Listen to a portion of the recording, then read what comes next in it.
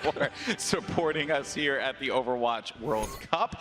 But now it's time to get into our second match of the day. It will be Canada facing off against the Aussies, Australia taking the stage.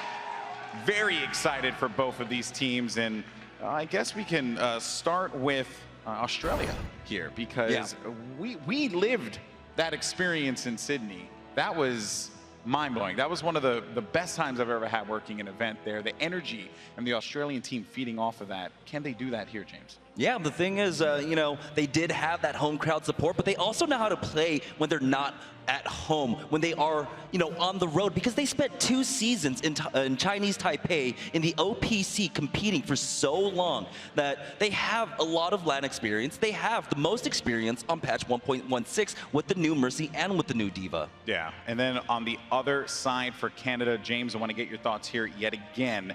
Let's dive into this, because this is a Canadian roster in Poland that their pure objective, the only thing that they had to do was avoid South Korea in order for them to get to BlizzCon. They did that. Now they're here.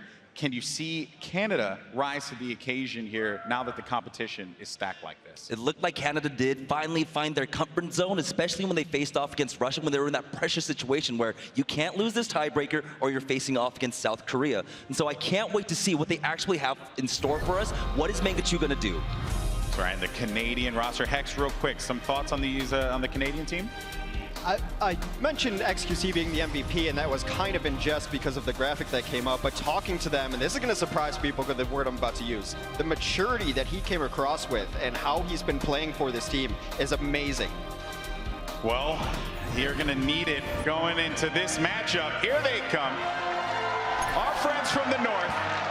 We share a territory together here, you know. So you gotta, by extension, you cheer on the Canadians. You got a lot of Canadians in the house as well. Great roster here. Lots of talented players. I mean, everyone here at this point in the Overwatch World Cup deserves to be here. And there you see Surefour with his glorious gray hair. I mean, I guess that's a word we can use to describe gray hair. My gray hair will not look nearly as glorious as Surefour's, apparently. Well, you just keep your head shaved at that point, right? That's what you're planning for. I've given up. I've shaved my hair. Actually, Surefour told me that. He's like, you're just jealous. And then I took off my hat, and I was like, indeed I am. Indeed I am. So, yeah, but there you saw the roster there as they made their way to the stage. But now let's go ahead and shift gears to the Aussies, our friends down under. James, you mentioned about this experience that they have been able to accrue having competed at APAC.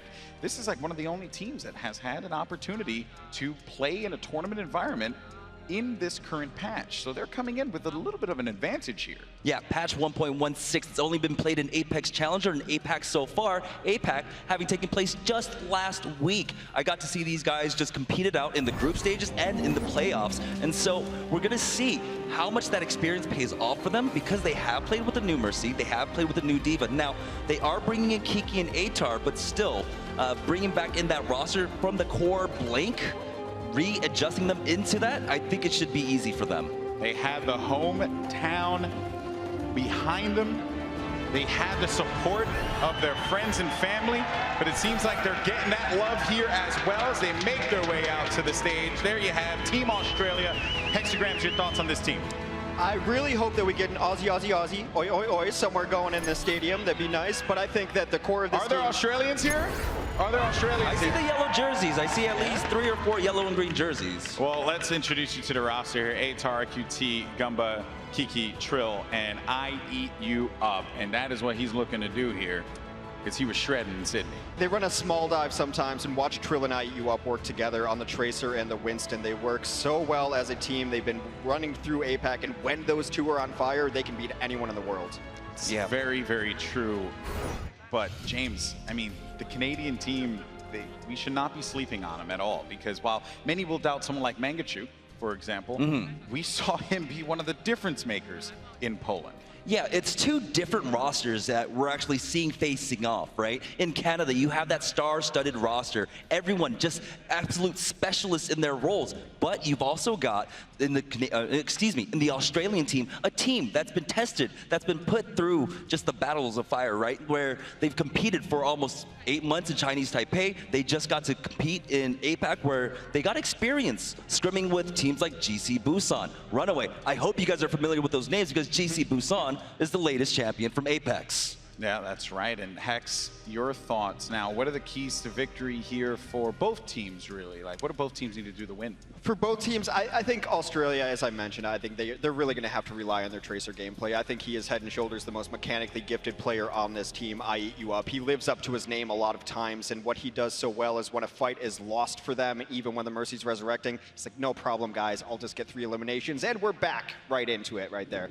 And I think Canada is going to have to work on team chemistry. There's no doubt across the board that these guys are all God-tier players, mechanically gifted and skillful, but they haven't been able to work all that well together. Look, there's a lot of stuff going on in Overwatch that it's hard to get all these people together who are spread out against the vast wilderness of Canada to be able to practice together. So if their coordination can step up, we all know what they can do as individual players. And what about for you, James? The keys on each side. What does Australia need to do to get this win? What does Canada need to do? Australia, they got to see a lot of different compositions coming out during APAC, particularly here on 1.16. They can definitely use that kind of experience to try and best our Canadian neighbors to the north, right? Especially on maps like Junkertown. I don't know how much experience that they might have. So for Canada, I want them to go back to, just more comfort picks here. They do have that lenience with Mangachu possibly going on to projectile roll to really try and throw the wrench into the works. It's something that they haven't seen quite yet on this side of Australia. Yeah, when we were doing contenders and I had a chance to see Mangachu on Renegades play, and Renegades was kind of a bit of a storyline there in that they were just struggling. But there's a different kind of Mangachu here, I feel. He feels a bit more jovial, feels a bit more energetic, and I certainly wouldn't have gotten that vibe from him if I had seen him during contenders. Do you think that in itself is going to play a factor, that the Canadian roster here, they seem to be getting along very, very well? It goes back to my point talking about XQC, where he understands how he's going to have to play and how that's different than he's had to play previously. And a lot of people know him as a personality, as someone who would maybe, this is how he plays and maybe be stubborn about it. But as I mentioned, the maturity he showed of like, this is what my team needs from me, this is how I'm going to play, this is how we win. All right, guys. Well, it's time to get into the matchup. It'll be Canada, facing off against Australia. Let's send it over to your casters. Thank you very much, Golden Boy. Hello, everybody. Mitch Leslie here with Matt Morello. It's UberX taking you on an affordably priced ride from down under to up over. One of the most intriguing matchups so far in these quarterfinals. What a mix between these two teams. Yeah, we saw Canada when we were in Poland, and I think one thing you can talk about this Canadian roster coming into this event is, Mangachu, where you saw him at his best in Poland on the far, right? You can run triple DPS now. I think a lot of the pressure there would fall on XQC as the solo tank in the lineup getting into the first map.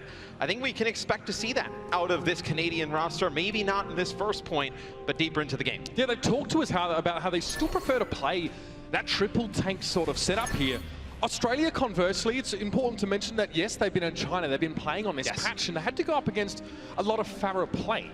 And speaking to RQT and the rest of the Australian roster, they sort of said, well, we kind of don't like playing against Pharah, or at least we didn't. But we had to learn to love it. We had to learn to deal with it here. And we know exactly what Mangachu can do on that pick. But so far, he's going to be opening up on the Diva here as Australia in the green, Canada primarily in the white, coming out here in this first stage of Oasis. Yeah, and something you notice out of the Australian lineup is you're not going to see the Winston. You're going to see Troll running the Roadhog.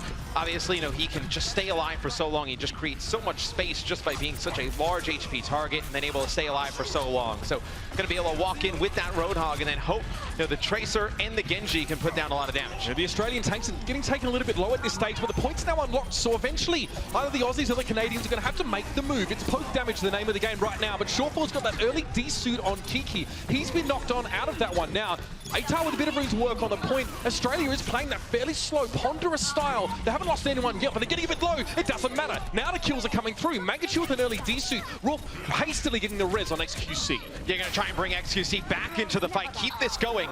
For Canada, it's going to be a res that comes out from RQT onto Trill. And when you revive that Roadhog, he has so much HP, you can stay alive for so much longer, but it's going to be Canada coming out on top in the first fight. There's a pulse bomb from Agilities. You get XQC back in on the Winston. That's a big res. Interesting start from both of these two teams. Very much getting the measure of one another at the start here, but that's a huge pick-off. Each up gets taken down by Agilities before the rest of Australia can coalesce and prepare to push back on towards these points. And as soon as Canada gets the point, they switch over to that triple DPS comp. So you have Sure4 now on the 76. Mangachu goes back, switches to the far. So he's going to be able to put down a ton of damage through these choke points. And then you have Agilities on the Tracer, able to get down, finish off a lot of these players. Again, each up going low as he pushes on towards the point. The Farah's going to be tough for Australia to deal with. They lack a Soldier 76 right now, but it's going to be the Dragon Blade coming in. ATAR wasn't knocked away. First kill comes through. It's Joe Meister to fall by his hand, and Mangachu trying to get out of dodge, but he's caught by the keen edge of the blade. It's traded out though. ATAR did fall, and Canada are in numbers here, working back on towards the point. Australia don't have control just yet. Yeah, and Rolf uses his Valkyrie, so he brings both of those players back into the fight. So you get Mangachu back up, Joe Meister as well, as Joe Meister gets closer to his sound barrier. It'll be the whole hog that comes out from Trill. RQT gets taken out of the sky there by Sure4. This is an excellent start from Canada. You can see just what the Soldier 76 offers you here. Sure4 was able to gun down RQT despite being in that Valkyrie form. RQT in midair wasn't able to do much to try and avoid the hit scan pressure coming in. He fell. Australia needed him around a lot longer in that fight. See the replay here from Mangachu. Just going on top, putting a ton of damage down, and we mentioned it, no hit scan on the side of Australia. It's very difficult to get Mangachu out of the sky. And they've not switched that yet, which I find quite curious here. They're dealing with a Mercy and a Pharah, right? There's a lot of things that need to be trying to burst down, at least from longer range. They're going to stay with the Genji despite not having a Dragon Blade available, but there's a Pulse Bomb there. XQC gets picked off early. Australia managed to get on towards him with the Roadhog hook, but it's going to be rezzed out pretty much instantly. In the meantime, though, the response is there. Mangachu pretty much staying out of the fight for the most part here, and it looks like Australia have finally found the opening they're looking for. Mangachu's going to have to back out. Yeah, I mean, Canada's going to back out here, right? They have some ultimates to work with in the next fight. They'll have the Rocket Barrage. You're going to have Sound Barrier. You're going to get very close. You're going to get Attack Visor in this next fight as well. So you have some good ultimates from the Canadian roster to take this point back, take the first point. For Australia, you don't really have anything on the board here. It's going to be very difficult. Maybe you get trans here from Gunba. That's about it. They need early picks, Australia, if they really want to get themselves the advantage in this fight. That's what they're looking for. They get XQC of these res. That at least is the resurrect drawn out of the fight. Agilities doesn't connect with his pulse bomb, but now the pressure comes back in from Canada. The Attack Visor, they're starting to go through those ultimates, and they're finding their marks. Kiki's only able to get the one self-destruct kill, and Mangachu with a lot of space can gun down on towards IE Drop, and there's no chance for Australia to really get back to this point in time. It'd be desperate small if they were going to do it, but no. Canada, it's a strong showing and a statement in this first round on Oasis. And Australia doesn't even get a chance to use their trance there towards the end. And you saw Agilities, we were on board with him. He throws the Pulse Bomb in that room. He gets a few players weak, doesn't get a kill, but XQC gets res, jumps right into it. Sure4 with the Attack Visor. You had all those players grouped up, trying to get out of that space. Not able to do it. But Canada winning that first point. We'll see how Australia changes their comp up. Really surprised they didn't bring out something like a 76 or McCree to deal with the Pharah Mercy combo. Such is the landscape of competitive Overwatch right now that an early pick doesn't necessarily mean a whole lot in the grand scheme of things. It depends on where the pick actually originates from, because quite often the teams that lose a player can bring the Mercy back in, get that quicker resurrect. What you want to try and do is hope that an enemy player overextends to such a degree that their corpse, where they would be res from, is behind enemy lines, and it's too dangerous for Mercy to get in there and get them back up to full strength. Yeah, it's not as important as the first kill, but as where the first kill happens. If it happens kind of like on your side of the line and the Mercy can bring that player back, great. It's when somebody overextends a little bit too far, they dive, it makes it really risky for your Mercy to go in. The other team camps the body, takes out the Mercy as they come through, because that's basically giving 2 kills away right there, and then you have no chance of coming back in these fights. Okay, so it's going to be double DPS here for Canada. They're going to have the Diva from Mangachu at least to open up again, perhaps a switch later on. But so far, again, it's a slow start. Australia don't want to give up too many of these targets. Joe Meister getting chunked down fairly low, forced to back away. And it looks as if Trill saw an opening to come forward, but he gets very little for it. It's going to be XQC and Sure4 respond. And that's an excellent disengage from Canada to receive that pressure from Australia and give it back twofold. That is such a clean fight for Canada. You saw Sure4 just launch a Helix rocket in. XQC is actually jumping on ATAR RQT there as well, probably playing for that res right away. Gets hit with a Helix rocket, taken out. It's XQC jumping up top. think one of the better Winstons we have here competing, and I know everybody sees his streams online, watches him play consistently. I think you meet him in person, it's a much different player. Definitely team-oriented, has a great mind for the game. Absolutely. You can see he's going to be doing a lot of disengaging in this particular patch. It's a jungle out there for Winston, and not in the way that he would otherwise like. Very easy to get burst down. Trill finds the first pick, but it's going to be rezzed out invariably here. He finds a second, though. Joe Meister down. He's also rezzed up. So Canada was still with 6 men after the initial picks come through. Frustration, perhaps, for Australia, but they find yet another one. It's been a whitewash in their favor. Shawfall dropping down. It's going to be an unsuccessful self-destruct over on the point, and now Australia can start to use some of those resurrect charges. Valkyrie was drawn out from Canada in this fight early on, and that's nicely done. Gumbo receives agilities with a headshot. Yeah, they used Valkyrie and Sound Barrier. Did Canada? Looks like Australia will flip the point back in their favor. So big fight win there for Australia. Canada, you see they make some changes. The Mangachu going over to the Pharah. So it seems like at least the first 2 points, they start off with the Diva. As soon as they either Mangachu dies or they take the point, that's when they'll have the switch coming into the Pharah. Let's see how Australia responds to it. They really have nothing to deal with this Pharah. They did make an adjustment in the last point. Let's see if they change things up here. This is not a team that you want to disrespect the Pharah play from. Mangachu pretty much got his team into the World Cup because of this pick. And now the attack visor from Shawfall is able to get quite a lot of damage done. RQT in vain trying to get some sort of resurrect, but Mangachu's got so much freedom to do damage. Now the DPS of Australia step up to the plate though. Atar and Ichu up and found one each, and they might be able to turn this one around. It's going to be Trill, the smasher of good ults, and he gets himself the Primal Rage. Joe Meister down. Mangachu, it's time to decide that discretion is the better part of valor. And it didn't look good for Australia at the beginning of the fight. It looked like Canada was putting together a pretty good approach, but Atar and Ichu up, go big. Trill there with the Primal Rage, knocks a few players back, forces Canada back, but I just wonder how many times is they going to be able to hold on like that. Now, at least for Australia, you do have the Dragon Blade, you have your Valkyrie, you have your Transcendence, you have some ultimates to work with. Canada doesn't really have anything coming into this fight. Dragon Blade Shawfall's been isolated, he's been taken down. First pick there, and Mercy's not going to be able to get there. Wolf wants the res, but he didn't make it that far. Trill cuts him down, a shocking reception before he can find his quarry. And now Atar sat back off the point, finds a duel, he's just lurking off towards the side, and deals with him as it should be done. It's an easy win there for Australia. The Dragon Blade opens things up. Let's see Atar here with the 18 limbs. Playing quite well. Atar, by the way, who hasn't played with this roster since Sydney. He sat out of the OPC and out of APAC. There was a replacement player in the blank roster, but he's come back in. It looks like he's hit the ground running. And you can see Canada now, they have to get towards the point, 92% and counting. It'll be Mangachu with the Rocket Barrage. Trill just trying to stay alive. Mangachu gets Atar and Gunba during that. RQT falls at the beginning as well. It's going to be Canada trying to swing the point back in their favor here. Trill going to try and medicate himself very quickly before he gets back to the point, but he's given a lot of space here for XQC to just wreak havoc in the ranks. Australia were close, but looks like they're going to decide just to back away here and allow this one to go through. Trill's there, RQT is going to commit to this. Res comes in for each up. Trill's staying alive somehow. The healing there from RQT was excellent. It might be the turn. Rolf comes in for a res on XQC, and Canada have all their men back as well. Sound Barrier, Joe Meister gets it down, and Mangachu's looking to try and get some damage done. He's found RQT. One rocket connects, but now he's looking for the next one. Now the Mercy is down for Australia. Their healing's cut drastically with Gunba falling as well. Mangachu has single-handedly killed both of those supports on his Pharah because no one's going to cut him out of the sky. They're not even looking at him. He just gets behind the enemy lines, takes out the Mercy, takes out the Zenyatta, and now there's no healing on the point for Australia. They're going to be forced to back up. So, take it off of the point. Oh, no. It's so funny as well. Look at Australia's laughing. It's like everything's looking good. You see Mangachu flying in, trying to land some rockets, and it's like, oh. Well, I was like, do I talk over Matt here, or do I ruin his He got point? a little bit high in the sky, and I think he got off of it, and then you saw the Mercy behind him, I don't think, was up there as well.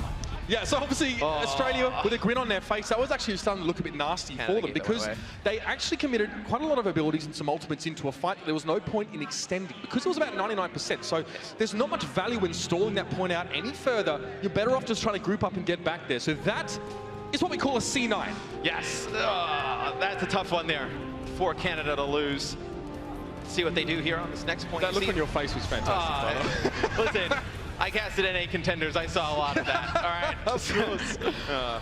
Oh, Matt, those are the good times. Anyway, so that means we're up to a map 3. Were they the good times? This was, well, I had fun, bro. I had fun. This was the map where Australia booked their ticket to BlizzCon up against Japan in Sydney. This very stage. So let's see, of course, I mean, Mangachu's been excellent in that last map. It's surprising to see him even start on Diva, but this time he's just going to stick for that Pharah for the most part.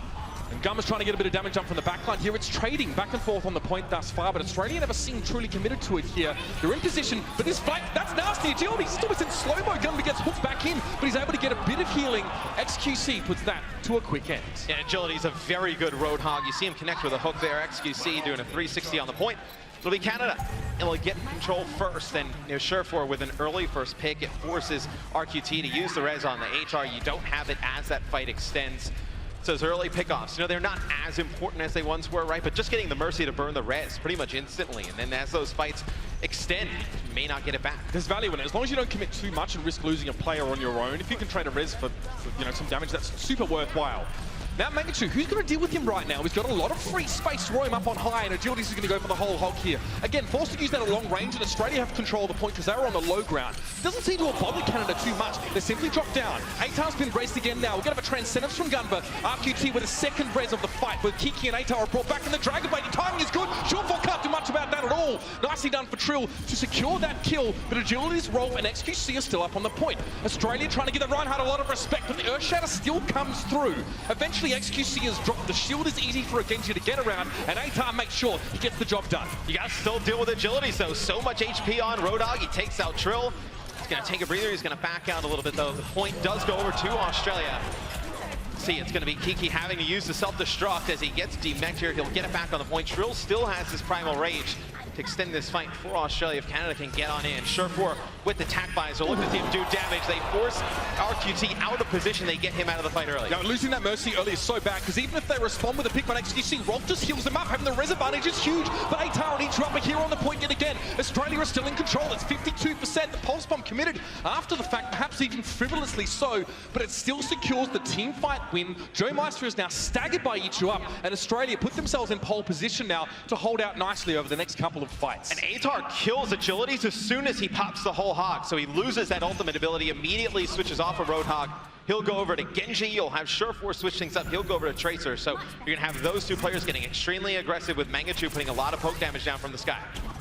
Ichirapa again, playing around the middle of the map. Needs to be very, very careful not to get picked off here. Stay safe. Atar's found Joe Meister, and RQT's down yet again early in the fight. This is not good. Another fight where Canada have that res advantage going through. They may not even have to use it. Atar went for a Dragon Blade earlier on, and it seems that he got very little for it. Perhaps the one pick.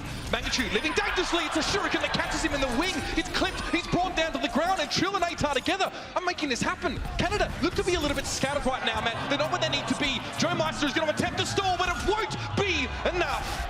And that's quite the start for Australia. Map 1 to the green and the gold. A lot of people coming into this series probably thought that Canada was the favorite. Australia wins that map 1. Makes you extremely happy, makes all the Aussies at home extremely happy. And it's interesting because they never really dealt with Mangachu's Pharah. They just kind of let him go, and they just got extremely aggressive, kept pushing into the line, the back line of Canada, able to win those fights with ease and then just extend it on the point. Yeah, it's going to be a breath of relief here for the Australian squad, now realizing how they stack up. After the break, it's map 2 on the other side. We'll see you when we return. BlizzCon 2017 is brought to you in part by Republic of Gamers, Intel, T-Mobile, and NVIDIA.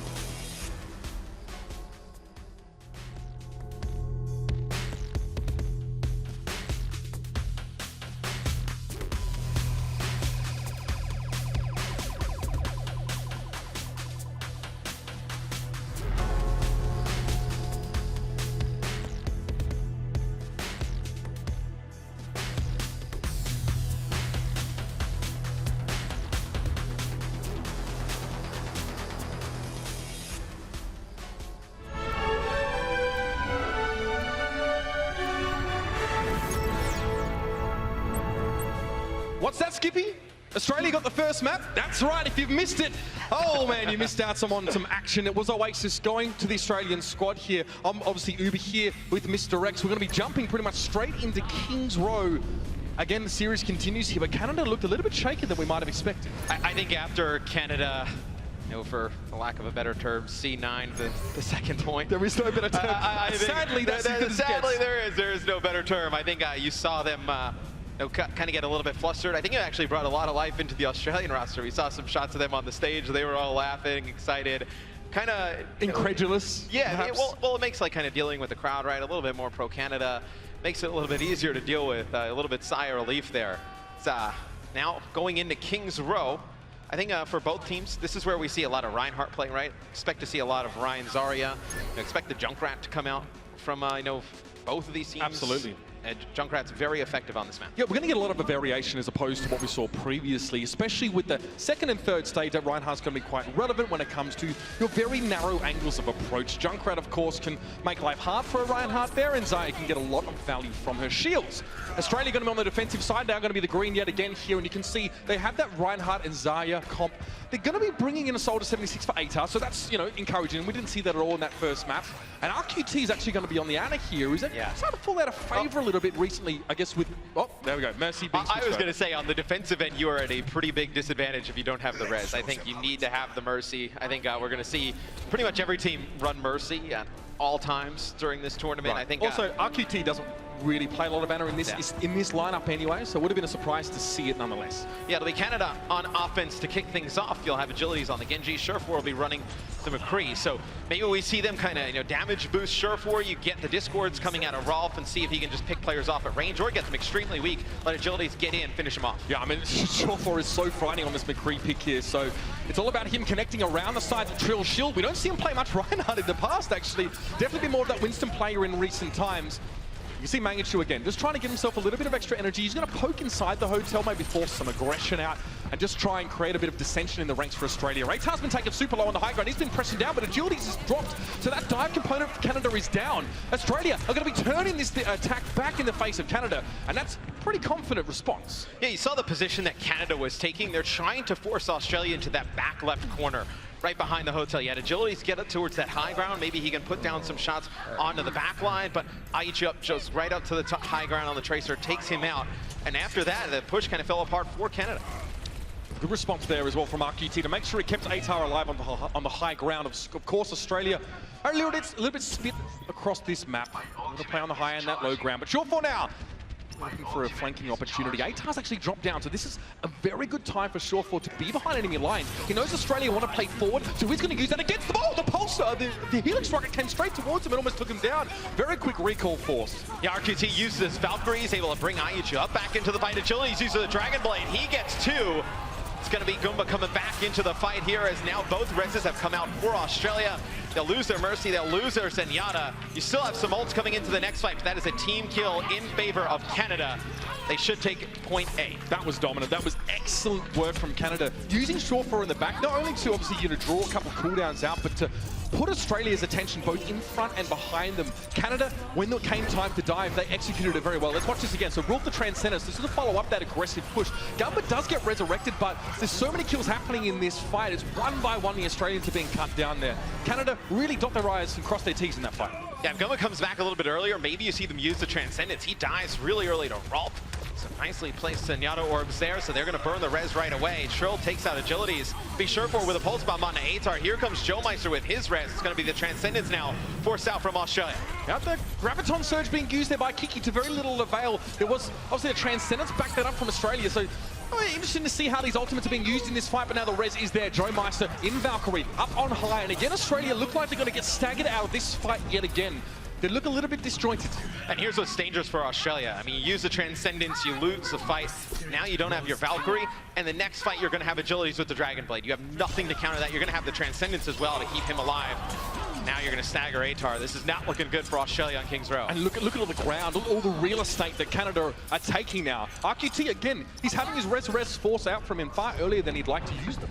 And you see on the cart, we go into a little bit of a picture-in-picture, but I Eat You Up is still alive for Australia. He's behind enemy lines. He's going to force Mangachu to go back, help the support. So he's trying to buy a little bit of space here for the Australian roster. Here comes the Dragon Blade. This one's going to be big. He slices through one. Oh, it's going to be Atar answering back there with the tack visor. Taking out Agilities. Gumba gets resurrected, so the effect of that Dragon Blade has essentially been nullified in this fight, but he went down. Another res here. Australia keeping their numbers high. This is where they really need to stand. The payload's very close to this next checkpoint. They need their numbers on the ground. So far, Rolf just keeping a respectable distance, but Joe Mice has fallen to his opposite number in Gunba. Now on the high ground, RQT has been discorded, but he's keeping himself pretty slippery, pretty elusive, and Rolf has to face the music up on the payload, and Atar is more than happy to deal the damage. Atar and I Eat You Up have been fantastic for Australia. They stopped the push from Canada thus far. Now in the next fight for Australia, you're going to have your grab, you're going to have your Earth Shatter, two big ultimates, and nothing really available for Canada. I mean, you're going to have a self-destruct, and you're going to have Sureforce Pulse Bomb. It'll be Agilities taking out I Eat You Up. See if that gets res, but that's a big kill. Yeah, beautiful stuff from Agilities. He was playing a long way ahead of his team, and again, that early res has been drawn out. That matters right now, especially with the way Overwatch is working currently. Graviton Surge coming in. Canada's mostly caught him here. RQT being hunted down, but it was actually shield being put on him. Agilities couldn't quite dash through. He actually managed to find a kill on the Mercy regardless, so that's no reses, no Valkyrie available on the fight, whereas Joe Meister now is doing the work on the ground. The healing's getting done. Pulse Bomb to Mangachu. Kiki is fully charged and ready to rumble up here on the payload. This might be unsuccessful. It's going to be Atar getting knocked out of the way, and XQC might just get this done himself. There's nothing Atar can do. He can't get to the payload. He's being pushed away, and that is going to be that second checkpoint coming up here for Canada. Australia battered and swatted away. That was such a great Primal Rage. It's basically a 1v1. It's XQC going up against Atar. As soon as I think it's Rolf gets back into the fight for Canada, he pops the Primal Rage, knocks back Atar over and over again, and lets Rolf single-handedly just kind of escort the payload just a little bit that it needed to go for Canada to force that second checkpoint going towards the map completion. In a meta where Winston can't jump in the backline and just Primal Rage whenever, that's perfect use of that to give yourself that map objective. Australia look like they really want to try and control the high ground here, and Atar wants to challenge Agilities out on these Genjis. Into the backline they go. Transcendence was forced out there. Agilities got in and made sure that Gunba had to use that key ultimate, and now the Dragon Blade comes out afterwards. The timing is just so good. RQT tries to get away. It's a quick and hasty dash with the Valkyrie to get out of harm's way, but Agilities found that one kill already. RQT, though, in Valkyrie, gets that res on towards Gunba, keeps the Zen alive. And he is not alive for much longer. He will get res for the second time, though. See, it's going to be I Eat You Up. Gunba finishing off some kills on the payload, so Australia will hold on here. They're going to have a Dragon Blade for the next fight. They're going to have Pulse Bomb as well. See, Canada with 2 minutes, 2 minutes and counting left on the clock. You'll have another Primal Rage, have another Pulse Bomb for Canada. You don't have either of your support ults here. You're not going to be close to either of them in this next fight. Not going to be close to a grab either. I think if you're, well, I mean, you don't have any support ults on the other side. So I think if you're Canada, right, you try and get the Dragon Blade out, maybe the Pulse Bomb be wasted, and then you come back in that next fight really looking to put it away. Yeah, I mean, let's look at the Pulse Bomb efficiency between these two. That's definitely going to be an important part of this fight. Or get a pick on the Mercy. Yet again, RQT's down. No res. Agilities, though, gets rezzed up by his Mercy, who's still standing. Australia are constantly behind the 8 ball here at the start of these fights, losing that key target or that key component of their support lineup. Atar is going to be struggling to get out of here. I'll give you the big tip. Somehow, though, Kiki comes to the rescue. Atar, 3 points of health. Agilities catches him with a wayward shuriken, but RQT's now back to get the res. 1 minute, 18 seconds on the clock for Canada to finish the map. And Australia, they do have the Primal Rage. You have your own Pulse Bomb here. You're going to have your Transcendence as well. So you're going to be able to deal with this Dragon Blade from Agilities as soon as it comes in. Sureforce switches off of the Tracer. He'll go over to McCree. Maybe you're playing around this grab Dragon Blade combo for Canada, try and push the payload to the end. Transcendence and Valkyrie up for Australia right now, but for Canada, they're a little far away from the Valkyrie. The Trans is there for Rolf, though. Big support ult usage in this fight. Agilities trying to get some damage down early before he goes for the Dragon Blade, but he knows Valkyrie's in play right now, and that Australia are getting a lot of healing from RQT. This is an insurance policy. Joe Meister going down early. He's nasty, and Gumba turns about face, and he stands and delivers to Agility. She just crumples. Sureforce's able to find a headshot on each up, but he's rezzed up straight away, and Australia now group up together. Last 30 seconds. Yeah, and the Valkyrie comes out from RQT. It keeps Goomba alive, and Agilities is trying to force that Transcendence out. There's no reason for Goomba to use it because the Valkyrie's so much healing coming down from Mercy. It's going to keep him alive all the way through it. Now it's going to be on Australia to get this Transcendence off, not have Goomba die. You need to keep him up. because there comes the grab, there comes the Transcendence. Let's see, they're going to wait to probably use this Dragon Blade. Transcendence using just the right time, but now Agilities needs to make the difference with this Dragon Blade. It's all or nothing, and he goes straight through. He's found Gunba early on. Shore4 actually getting rezzed up by Joe Meister to hang around in this fight, and Canada have the numbers going forward. Crucially, Kiki tries to stay alive and keep this one stalled out, and now it's going to be up to Trill to do the same. He found Mangachu to jump back in here from Trill, but he's so low. Ichu has also had better days. A hasty res now. Trill's back on his feet. The Winston is in control, and Canada are nowhere to be seen. Agilities is off towards the side. It's desperation. The pulse bomb dropped a little bit strangely on the outside of the bubble, but XQC, he trying to stay alive through all this damage. He has a Harmony Orb, and the Mercy healing is keeping him on his feet. This is incredible. Now, self-destruct down, but it was inside the barrier. Canada look like they're going to turn this around. They got Wolf coming with the Transcendence. That's so massive. Trill has to get the heck out of that fight. Kiki gets de-suited, and he's taken down. Atar's only able to find one kill with Shore4 and XQC responding. Canada against the odds. They've made their way through. What a scrappy fight. What a brutal affair. But now they're sailing right towards the end of King's Row. And Agilities has another blade here towards the end. Doesn't even need it. Canada will complete King's Row. And that was a phenomenal just by the supports of Canada to keep XQC alive just long enough. Joe Meister comes in with a tremendous res, brings XQC back into the fight. Then you see Rolf coming in with the Transcendence just in the nick of time to keep everybody up. Clutch plays by Canada at the end. They do complete the map. No time left in their time bank, though. We'll see what Australia can now do on offense. That is pure grit from the Maple Leaves there to hang on in that fight. And you can see how these fights start from something very small. They cascade, they snowball into a winning fight. It was Canada running in. It was a resurrect on towards XQC once he went down, and all of a sudden the rest of Canada were there in numbers. And we thought this series was going to be scrappy. It has definitely delivered. You know, a lot of these fights just extending so long, you know, big clutch plays from the supports. Now their Agilities, I mean, he waits for the Transcendence to leave as soon as Mangachu throws down that Graviton Surge. And then he's able to get one with the Dragon Blade, comes back, picks up another. And you think that opens it up, but Australia able to just extend the fight even longer. The supports have to get back into play for Canada. Man, what a tremendous play by the supports for Canada. Rolf and Joe Meister coming up big towards the end. And that Transcendence from Gunba looked like it had sealed the deal for Australia there. But Agility's waiting on the use of Dragon Blade, uses it after that had finished. And yeah, the McCree from Shore4, definitely worth mentioning. He was huge in those final moments. He's the clean-up king in these fights, especially if he's got space to work with. So Canada finished the map. They have no time left in their bank, and now it's on Australia to see if they can finish with just a little bit more. Canada's defense going to have Azaya. They're going to be using the Reinhardt as well. So fairly classic composition, a defensive McCree. So definitely a dive target there for Australia. If they can get Atar and Ichu up into position. They're actually, okay, I wonder if they take the Lucio here. They're still undecided though. They're going to be taking the Mercy and the Zen as expected.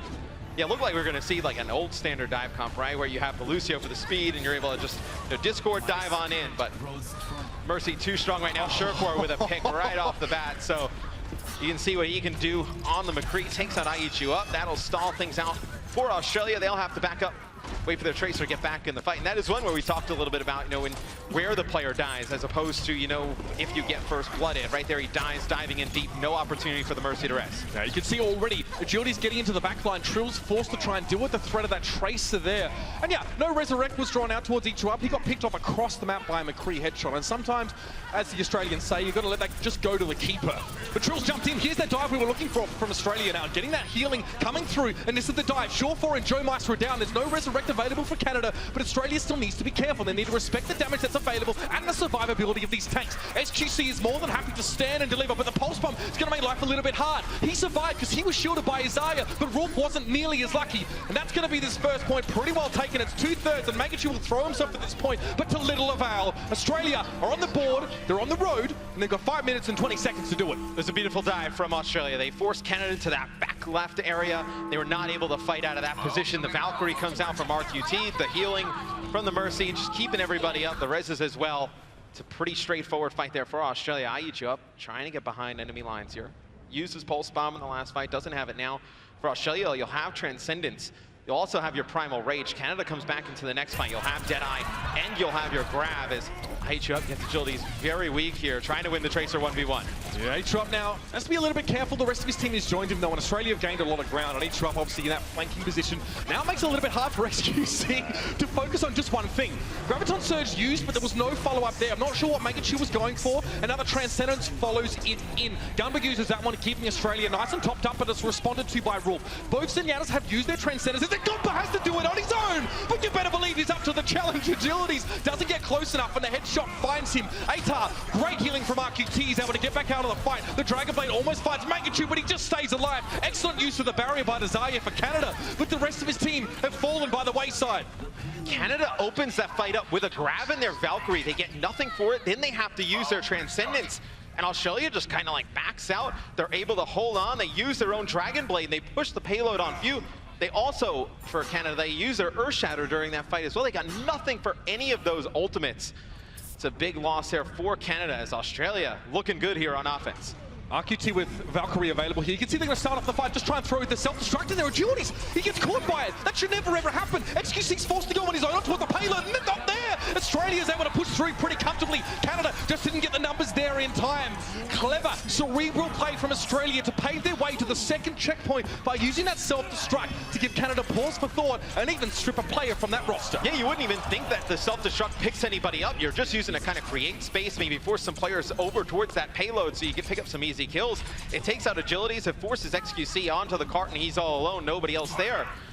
Heat balls for Canada. The second checkpoint has been taken by Australia. Now Australia, you're going to have both of your support ults. You're going to have a Dragon Blade. You're going to have Pulse Bomb. A lot of good ults here. Mangachu is going to need to land a sick grab here for Canada. Well, Atar's caught in the grab at the very least, but he's able to prevent a lot of that damage coming through. Very little avail once again from that. But Shortfall's found 2 quick kills. They're both res though. How little can you do now? He's going to go for the try and Deadeye from the backside, and he found Gunba. So again, he's killing people over and over. His Shortfall, they're being resed every single time. But it looks like Canada might have an opportunity to establish a foothold here in this fight. Atar can only really look on in dismay as the damage core of his team is cut down, and the agilities kill is very much just a consolation, as Australia are going to have to regroup here with 4 minutes to get the payload towards the end of the map. I was going to say, I mean, there's still so much time for Australia to complete the map. I mean, you have about 4 minutes and counting. You know, they're going to have a Primal Rage in this next fight. You know, a lot of ultimates used by Canada in the last one. So you have XQC with the Primal Rage. Joe Meister's going to get close to his Valkyrie, but that's going to be agilities falling early at the hands of Atar. Joe Meister goes up for the res.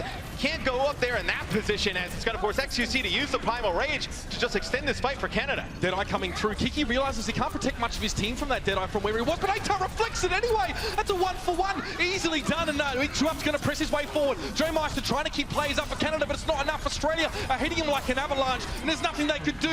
In Canada, it's either winter or July, but it looks like they're not ready for the snowfall here. The Aussies are across the line.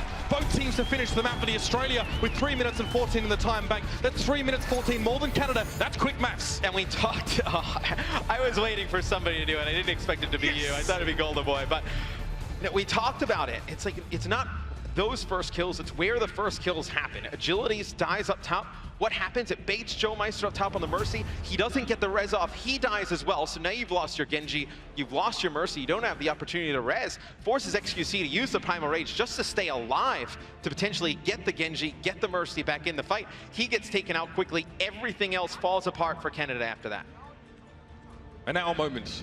A brief reprieve as the onslaught from Australia, especially in that last stage, surely will have rattled the Canadian squad. They'll probably be a little bit frustrated because there have been multiple times, even in this series, where the communication and even just a matter of standing on the payload or standing on the point or not has hurt them. It's cost them dearly. And Australia as well, maybe a little bit shocked themselves to be in this particular position. And the way things stand now is that Australia, like we said, have 3 minutes and 14 seconds to take 1 tick on that first point, which means 1/3 of a full capture circle is all that they require. It's going to be hard for Canada. Looks like at least at the beginning, 14 Canada on defense. You're going to have XQC running the Orisa. Mangachu, he's like, guys, I did this in contenders. By the way, it didn't work. But maybe it works here, as he'll be running the Torbjorn. You have agilities on the Roadhog. So something you could do with XQC on the Orisa, you kind of gather everybody up. You get the hook in, it's a guaranteed kill. Maybe we see Canada try and do that, bait some players into the Torbjorn turret as well. Trill pressing forward now. He realizes there's an Orisa in play. There's a shield, but again, that shield doesn't prevent any of Trill's damage from coming through. Orisa can't prevent that from occurring. The turret's down, but Kiki gets desuited at a cost of getting rid of that Torbjorn turret. Good timing from Chill, though. We know he needs to go in now. Atar has found 2 quick kills. The Torb and the Mercy are both down, but now it's going to be Canada responding. It's a good response. In fact, it's just the 2 tanks now that Kiki needs to do it, but look at the damage. There's so much of it. He's going to be burst down so fast. XQC falls on that Orisa. Australia have the spawn advantage. They come up much closer to this point. They're going to try and maintain the pressure, but that was stunning from Rule. Catches these 2 up just as he gets out of spawn and takes all that momentum away from the Australian side. And Canada has some ults now to work with. You have the Tac Visor from Surefour. Agilities has his whole hog. You have your Transcendence as well. Let's see how they play around these ults. They're going to need to use them a little bit earlier, all right? Because, I mean, there's only one point they have to take. It's going to be a Reflect and a dive that comes in. It'll be Atar taking out the Torbjorn turret. Surefour uses the Tac Visor, able to take him out. The Transcendence comes in from Australia. It's going to be the Valkyrie as well. There'll be 1 res coming out from RQT. Joe Meister and crew trying to fight back here onto the point. Yeah, this has actually turned against Canada to a degree. Rolf and Surefour have been able to make things happen now, and Surefour's going to use that shield to protect himself from the self-destruct. Again, Kiki only gets himself a turret and he's left on his own. This is where the snowball begins. Surefour's being chased out by Atar. He's found him. He comes straight out of sport and finds his target. But it's not quite enough yet. Rolf being low and XQC close could be a problem though for Canada. Atar's getting rest, and now the numbers are starting to heap up against Canada. It's inexorable. The crushing weight of Australia. They get that point. It's 2 maps to none. Oh, Canada. And Joe Meister gets there at the final seconds. He just flies to Agilities. Then he pops the Valkyrie. A split second too late, though. They were not able to get back onto the point. Would have been huge, you know, if he had another second or 2, right? You pop the Valkyrie, you would have brought XQC back into the fight on the point. You maybe would have been able to bring Rolf back as well. Maybe you extend that a little bit longer for Canada, but they find themselves down 2-0 to Australia here on the brink of elimination. And strictly speaking, that composition from Canada on the defense was not troll or anything like that. There's serious potential for that composition to get an early lead or win that first fight and then start to just trickle through those ultimate abilities and make it hard for the attackers to penetrate through. But as it stands, the Sons of the Southern Cross are 2-0 up against Canada. And what we're going to do is take a quick break. We're going to head over to the desk as well and get their thoughts on how this game has transpired so far.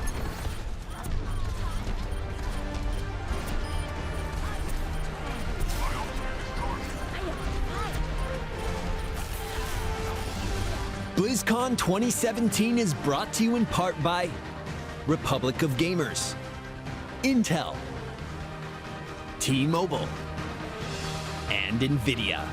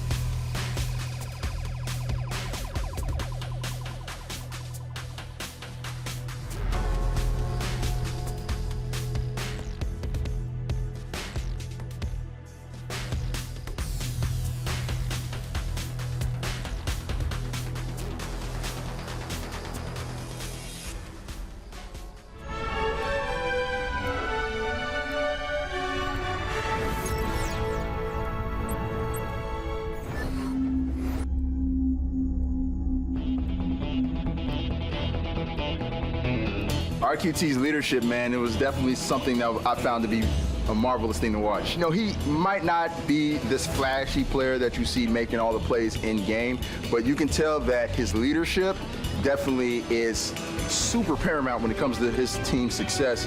I'm primarily the shot caller and am in charge of kind of directing our team. I have a big responsibility there. I also play the support. And here's RQT, the team captain, playing the Lucio role. His idea is to give healing and speed to his team. He's a very strong caller and communicator, an ability to react and sort of make changes to their approach to the game when they run up against a brick wall. RQT was kind of the voice for his team. I feel like he definitely got the edge out of them, and I think in those pressure situations, RQT was kind of the one on the comms, keeping everybody composed and making sure that they finished strong in front of the home crowd. It's a combination of being an intelligent player and having the right attitude, because if you have the attitude, you can eventually catch up to having strong mechanics. They're sticking together. They're very much holding in the same area, and that's a huge boon for Australia moving forward. Australia is a dominant force to be reckoned with when it comes to Overwatch, because in a lot of games so far, Australia really hasn't had that domination and would be looking to change that.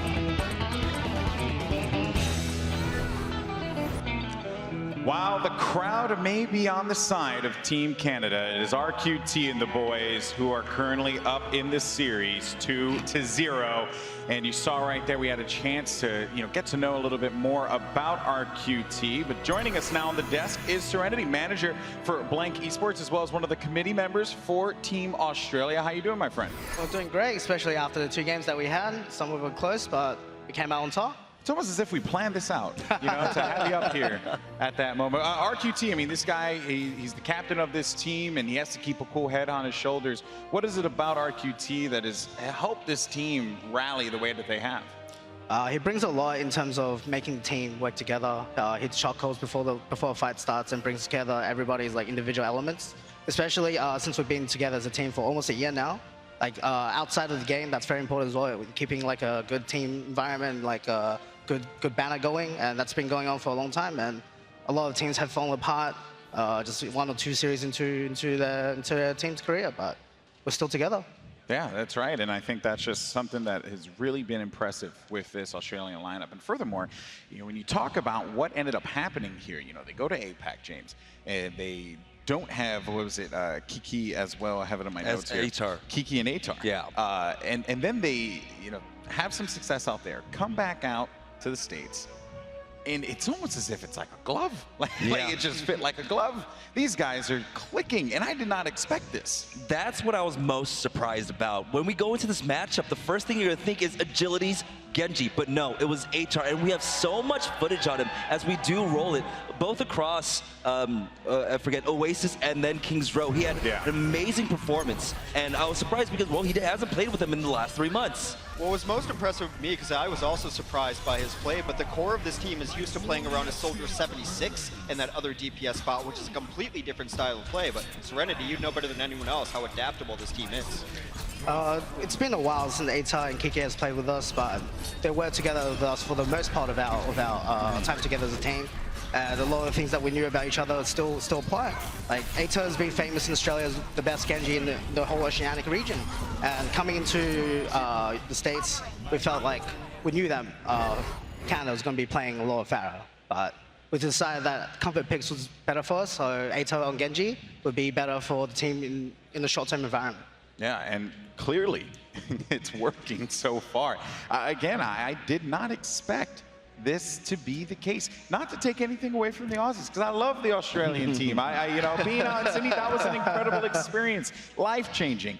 But that being said, though, you look at the names, right? We have some Overwatch League players on the other side here, and I want to emphasize this because while none of our friends over on Blank Esports Team Australia, as well as ATAR and Kiki, are in OWL, they're giving it to some of these squads who are going to be playing in the Overwatch League this year. I think it just shows that the regions are slowly beginning to rise up here, which is very exciting stuff. But speaking of, though, one player who will be in the Overwatch League for due reason, because it was an incredible play, James, I want to talk about Joe Meister and that incredible res on King's Row, because that was just insane. Yeah, so to set up this footage, it is going to be on that final push where we were in overtime, and it's XQC who's trying to stall out the point as much as he can, but as we get into this highlight, we see he falls, trying his best to keep the point alive, but the Valkyrie is going to get popped by Joe Meister here just to give him that extra speed. And you can see he's just zipping through across the map, comes instantly in, gets that res to bring XQC back into this.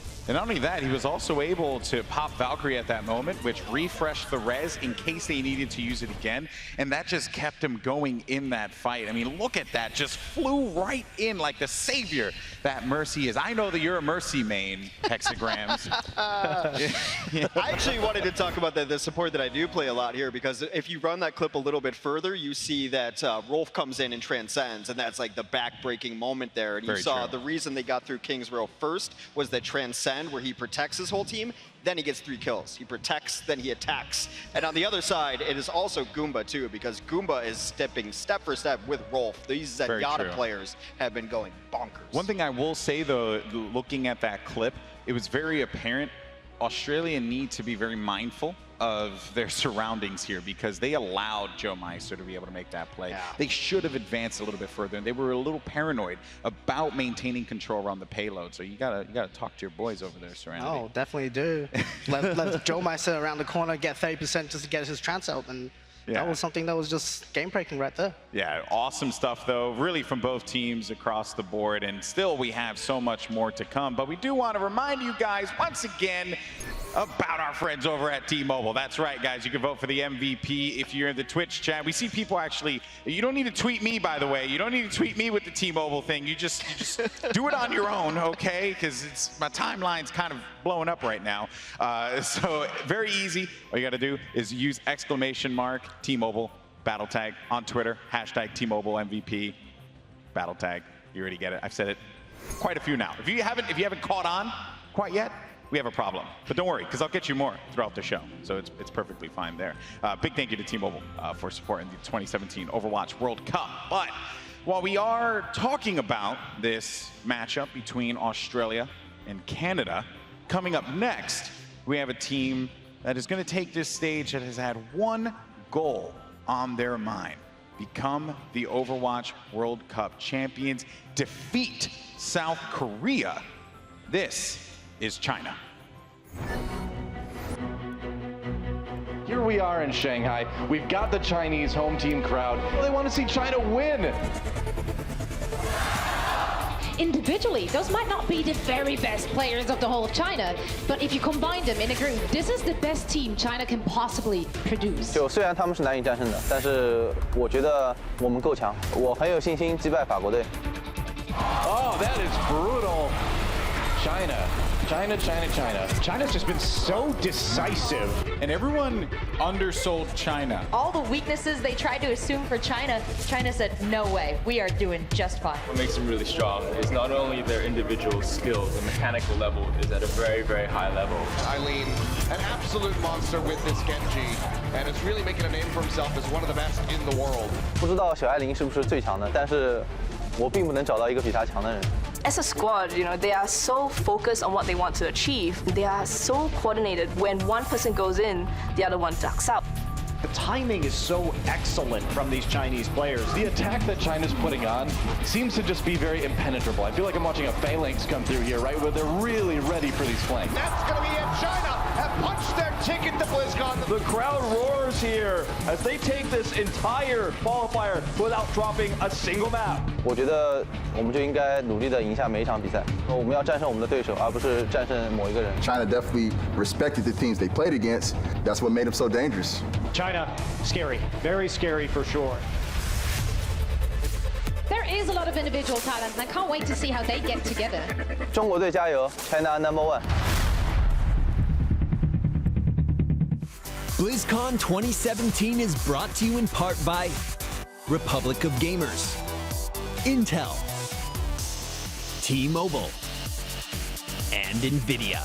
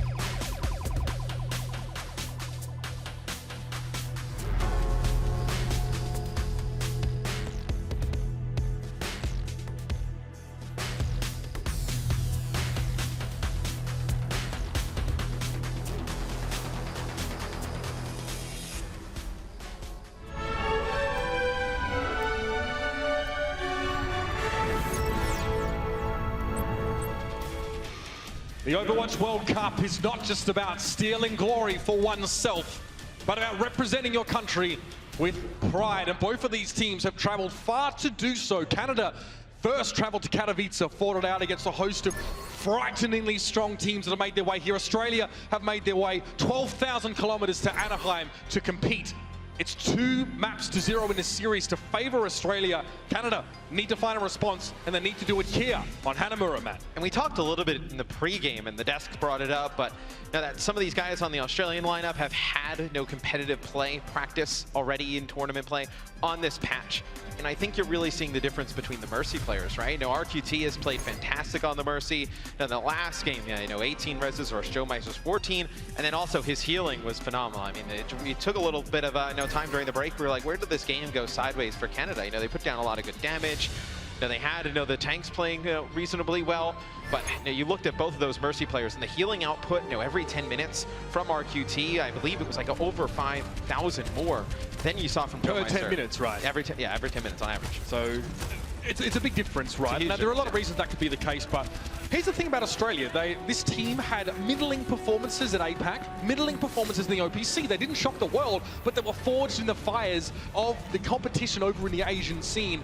4 of those players now are joined by 2 of their teammates from Sydney. It is going to be Canada on the attacking side here on Hanamura, and Agility's on the Roadhog.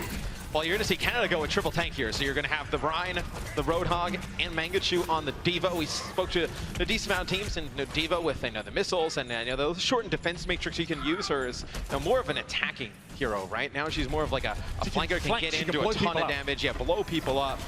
We'll see how Canada decides to play this. I think Diva's made for Mangachu as well. Farah has rockets now, Diva does too. It's just meant to happen. Agilities lands the first hook. Trill doesn't go down, but Agilities gets chunked extremely low himself. Forced to take a breather behind the safety of XQC's shield.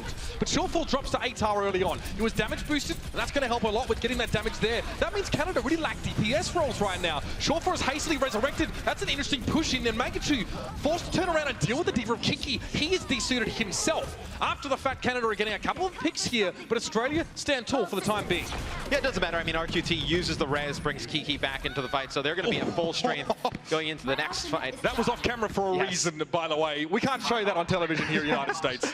As Sherbourne stayed alive for a decent amount of time, they actually had to burn the res on him early. He dies outside of the point. And you saw ATAR, I know, at least from me, I did, from this minimap POV, he was actually just camping Sherbourne's body. And you can see on that minimap top-down view, most of Australia are back towards that right corner there where the building is. Again, they picked up Agilities early on. Another res drawn out for that fight. XQC tries to charge and through the whole Hopkins knocks back away. They're going to try and pressure forward nonetheless, though. XQC again trying to keep his team alive, allow them to maneuver around this right side. And this time it's working well. Perhaps Australia who have overcommitted to this fight and lost a couple of members outside of the safety of their healing. Again, XQC going to come forward to charge in over on towards the plinth, attempting to try and ring the bell with his noggin, but he's still saving space, creating it for his teammates, and he also has that Earth Shadow to come if they need it. But Canada have cleaned that up quite admirably. Yeah, just a lot of HP for Australia to get to. Canada, you had both support ults there. You kept everybody alive. Agilities can keep himself up. Just take a breather on the Roadhog. Just not able to happen for Australia. On defense, it'll be Canada taking point A and locking point B. Surefour getting in position here with Agilities. Try and contest for this high ground. Good start from Canada. They definitely needed a first or second push take on that first point, but this is where it gets critical. And it's interesting from Australia, you're going to have a solo Diva tank lineup here. You're going to have Trill go over to the Reaper, and then you're going to have ATAR go with the Genji. You're going to have Aichup stay on the Tracer. So interesting lineup coming out of the Australians, something we haven't seen thus far. Trill used to play a lot of DPS, actually. Is considered to be definitely one of the stronger DPS players in that oceanic region. Mangachu gets pulse bombed out of his suit there. It was an attempt from Shortfall to try and reciprocate, but he gets very, very little for it. Again, going to be Kiki getting the resuit back on after his health was taken away by the pulse bomb being used. And Trill, hello!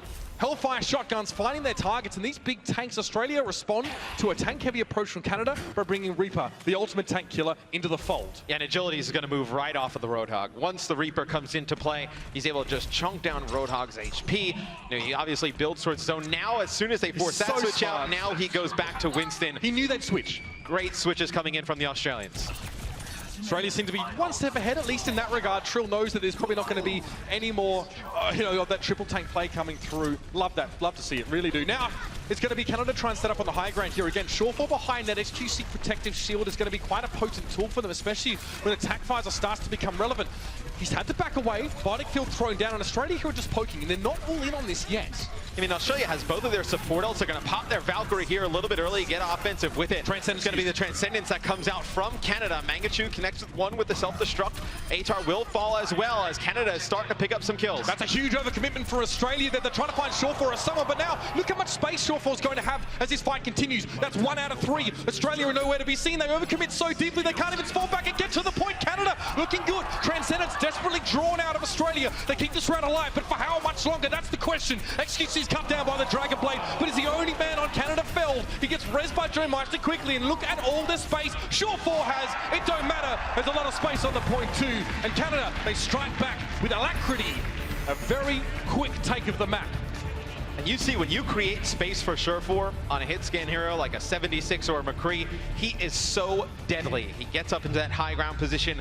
Canada takes the point. Australia, nothing they could do to deal with him in that high ground. And catch it off camera, but Dreammeister actually falls as soon as they get onto point B. He spawns up, he has his Valkyrie, he pretty much uses it like by that first gate, by the spawn door, just to get back into the fight, flies up into that upper window, Guardian Angels right onto the point, brings XQC back in. And you can see that Australia were nervous about allowing Canada to set up on that high ground outside the point with a Soldier 76 and Reinhardt.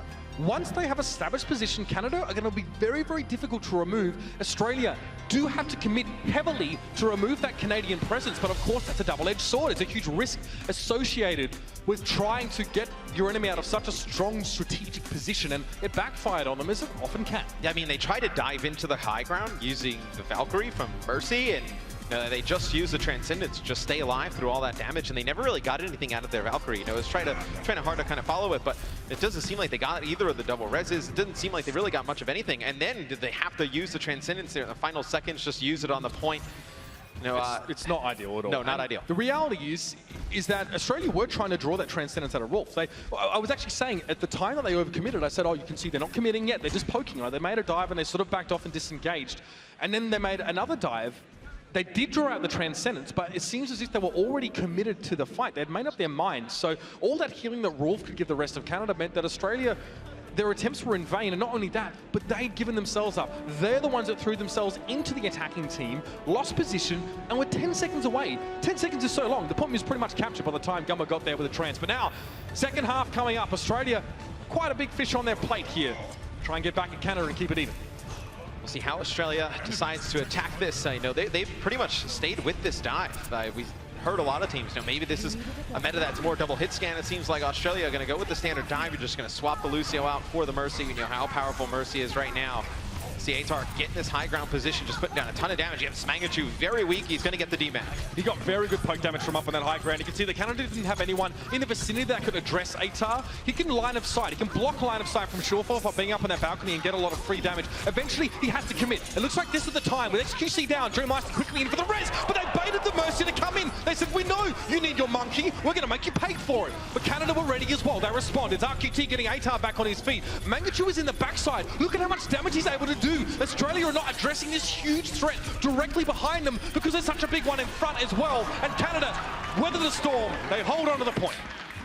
It's a big play there by Mangachu. He gets right back in his mech. I thought that was going to go heavily in favor of Australia, right? They were able to get Mangachu demech to force his XQC pretty much at that time, like the solo tank. He doesn't have the luxury of the defense matrix coming in to save him once his Winston bubble falls. And he falls. Dreammeister comes in for the res. He gets taken out. XQC back into the fight. Surefour, though, the big tack visor. Mangachu gets his mech back, goes into the back line, puts down a lot of good damage. Huge opening from Surefour, yet to fall with 11 eliminations. A lot of damage, and Julius gets a couple of his own. Nicely done. Of course, the double res has to be drawn out here. The Valkyrie being used in Australia. They have no time to waste.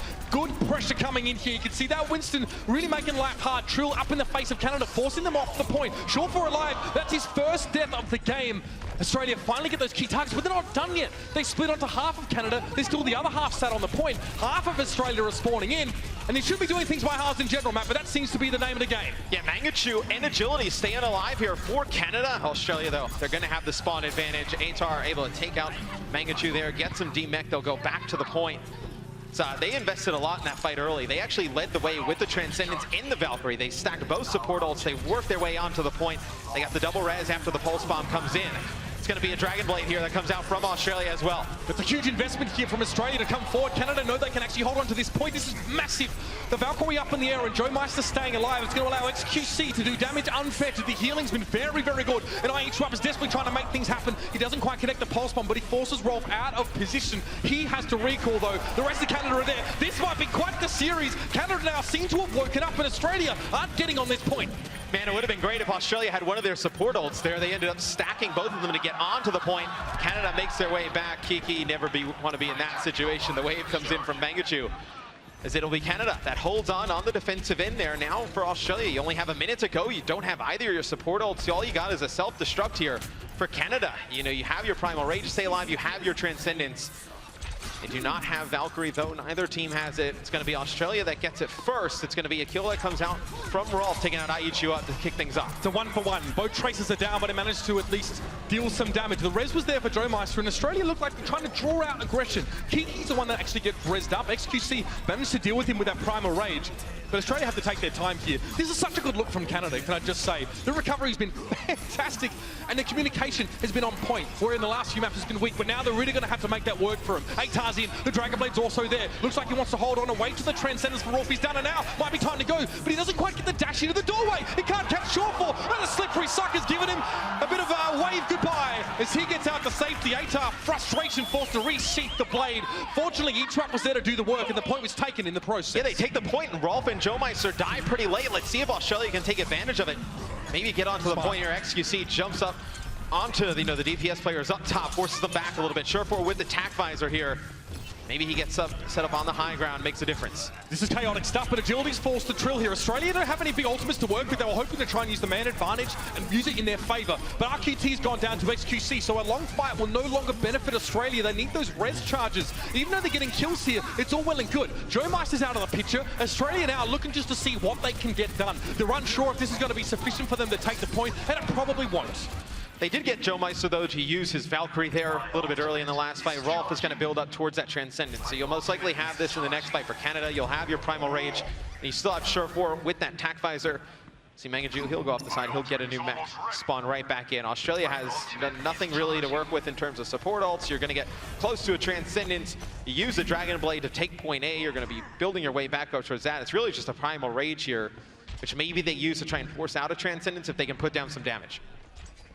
It will be a matter of trying to get some of these ultimates away from Canada. Australia need a distinct advantage at the start of this fight. Not having to deal with that Valkyrie is a bit of a bonus for sure. But look at what XQC he can do. He can waylay. He also gets the kill on Eitar, and that means that Australia really needs to go for a reset here very early. These are precious seconds being shaved off of Australia's time, whilst Canada are already ahead of them in time bank, regardless of what happens in this half. Yeah, this next fight's going to be crucial for Australia. You're going to have both your support ults, you're going to have the Dragon Blade, you're going to have Primal Rage, a lot of utility to work with. See how they combine these ultimates, because you know that Rolf has a Transcendence. You know, you saw Joe Meister use his Valkyrie, in the previous fight.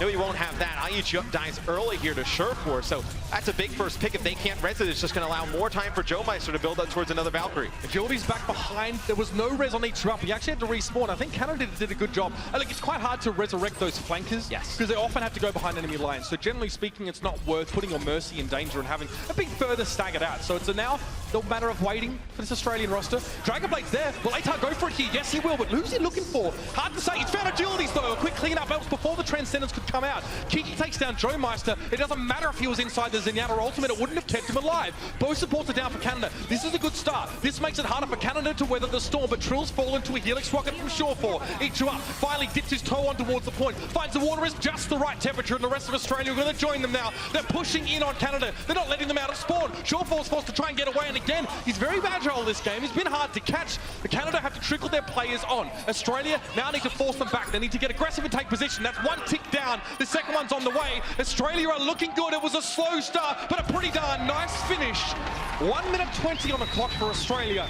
Canada well and truly in the lead. And Agilities uses his Dragon Blade. He gets one, but he's so low on HP. He's like forced back into the spawn door and tries to go out the other way. Never actually makes it out. Joe Meister not able to get back up towards that Valkyrie there towards the end. Finally gets it. Is not able to use it. Keep that one alive for Canada. So both teams take point A and point B, so we'll go into overtime here. It'll be Australia with 1 minute and 20 to work with. Canada with a lot of time, 3 minutes and 46 seconds. You're very happy for Canada right now. Yes. This map has been a real turnaround for them. We've already cited, communication or perhaps spatial awareness being their downfall over the first 2 maps. This time it's been excellent. They're very good at playing a fine line. They're more than happy to give up a little bit of ground as long as it means that they can take back twice as much after the fact. There's investments, there's insurance policies. And no, it's not boring business talk. It is the game of Overwatch. And this is Canada playing fairly cerebrally in this particular map. I think the difference for me for Canada on this map, why they've looked much better, has really been Surefour on the 76. I think he's gotten a lot of work done on the hit scan, trying to prevent some of these diving heroes. Atar on the Genji and Aichu up on the Tracer getting into the backline. I think Surefour's done a much better job on this map than he's done on the previous 2. Interesting that Australia have just not opted to play much Soldier 76 at all. I think we saw someone in map number 2.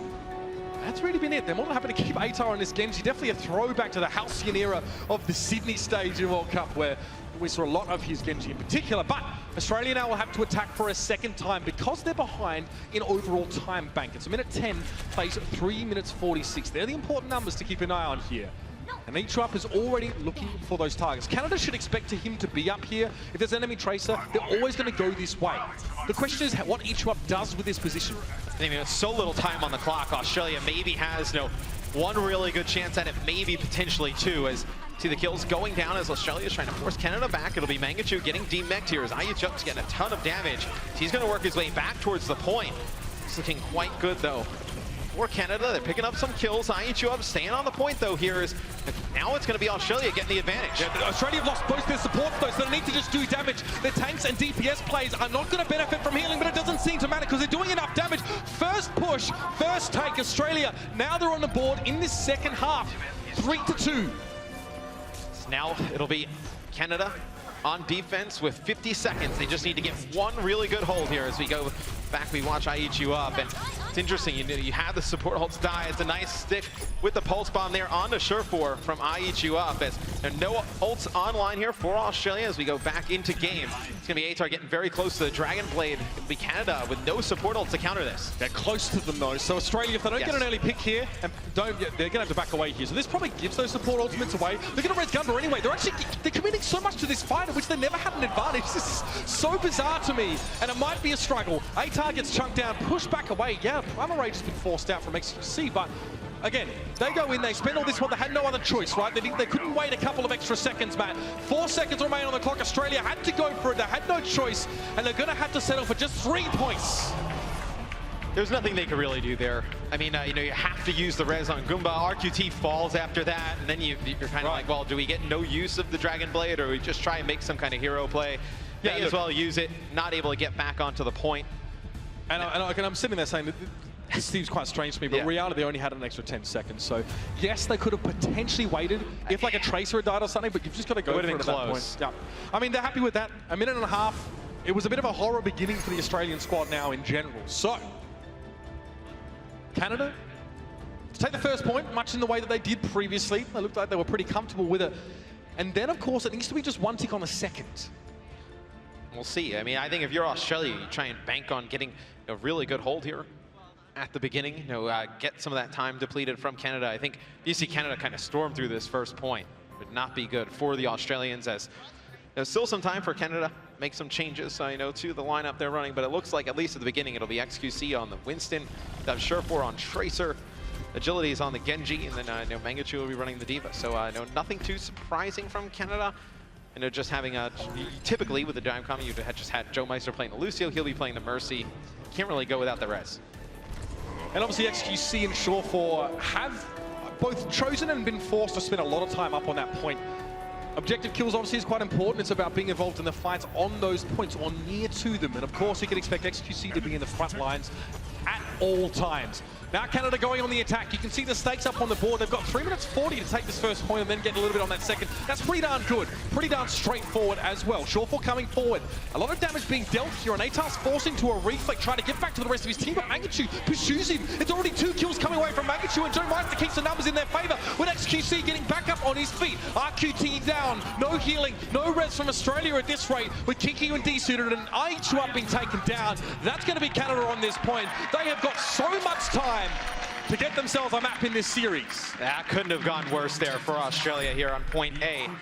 So I believe it was Atar who dies first. RQT flies in, uses the res on him. As soon as he uses res on Atar, you had your tank die and you had your other DPS fall as well. You were not able to do anything after that. Now Canada, you have 3 minutes and 20 seconds to take one tick here on point B and keep your tournament chances alive. Knocking on the door is Canada. They're going to keep themselves alive in this series. Agility falls down early, but Joe Master doesn't seem to mind. He gets the res, and now Shore4 finding a kill as well as Mangachu combining. Means that Canada still have a leg to stand on here. They're not fully committed. You can see the Mangachu is being very careful to give that defense matrix protection over towards his Genji, and the self-destruct comes in. This is going to force Australia off the point. This is where Canada can take position, and they force the Aussies off. There's not a lot you can do when that self-destruct is there, Matt. You just got to head for the kills. Now we have a series. Well, I mean, you try and hide on the point. Agility is just going to cut you up with the Dragon Blade. As see Mangachu there with the play of the game, but you know, it was a good combination. The self-destruct on the point, clear players out. You try and stay like kind of behind one of those pillars. Agilities comes through with the Dragon Blade. He ends up forcing everybody back towards the spawn door. Then, oh, by the way, if Australia picks up a kill, you had Joe Meister in the sky with the Valkyrie, just giving down a ton of healing. Obviously, the double res as well. Nothing really Australia could do there at the end. It's a best of 5 series, so getting the map here for Canada was pretty much essential. And our next map as we come through is going to be Pure Escort, so that's going to be very interesting. We saw how tough it could be on King's Row for Canada, but we'll have to find out how that's all going to go down after a short break. Catch yourself some breath, because this series is far from done.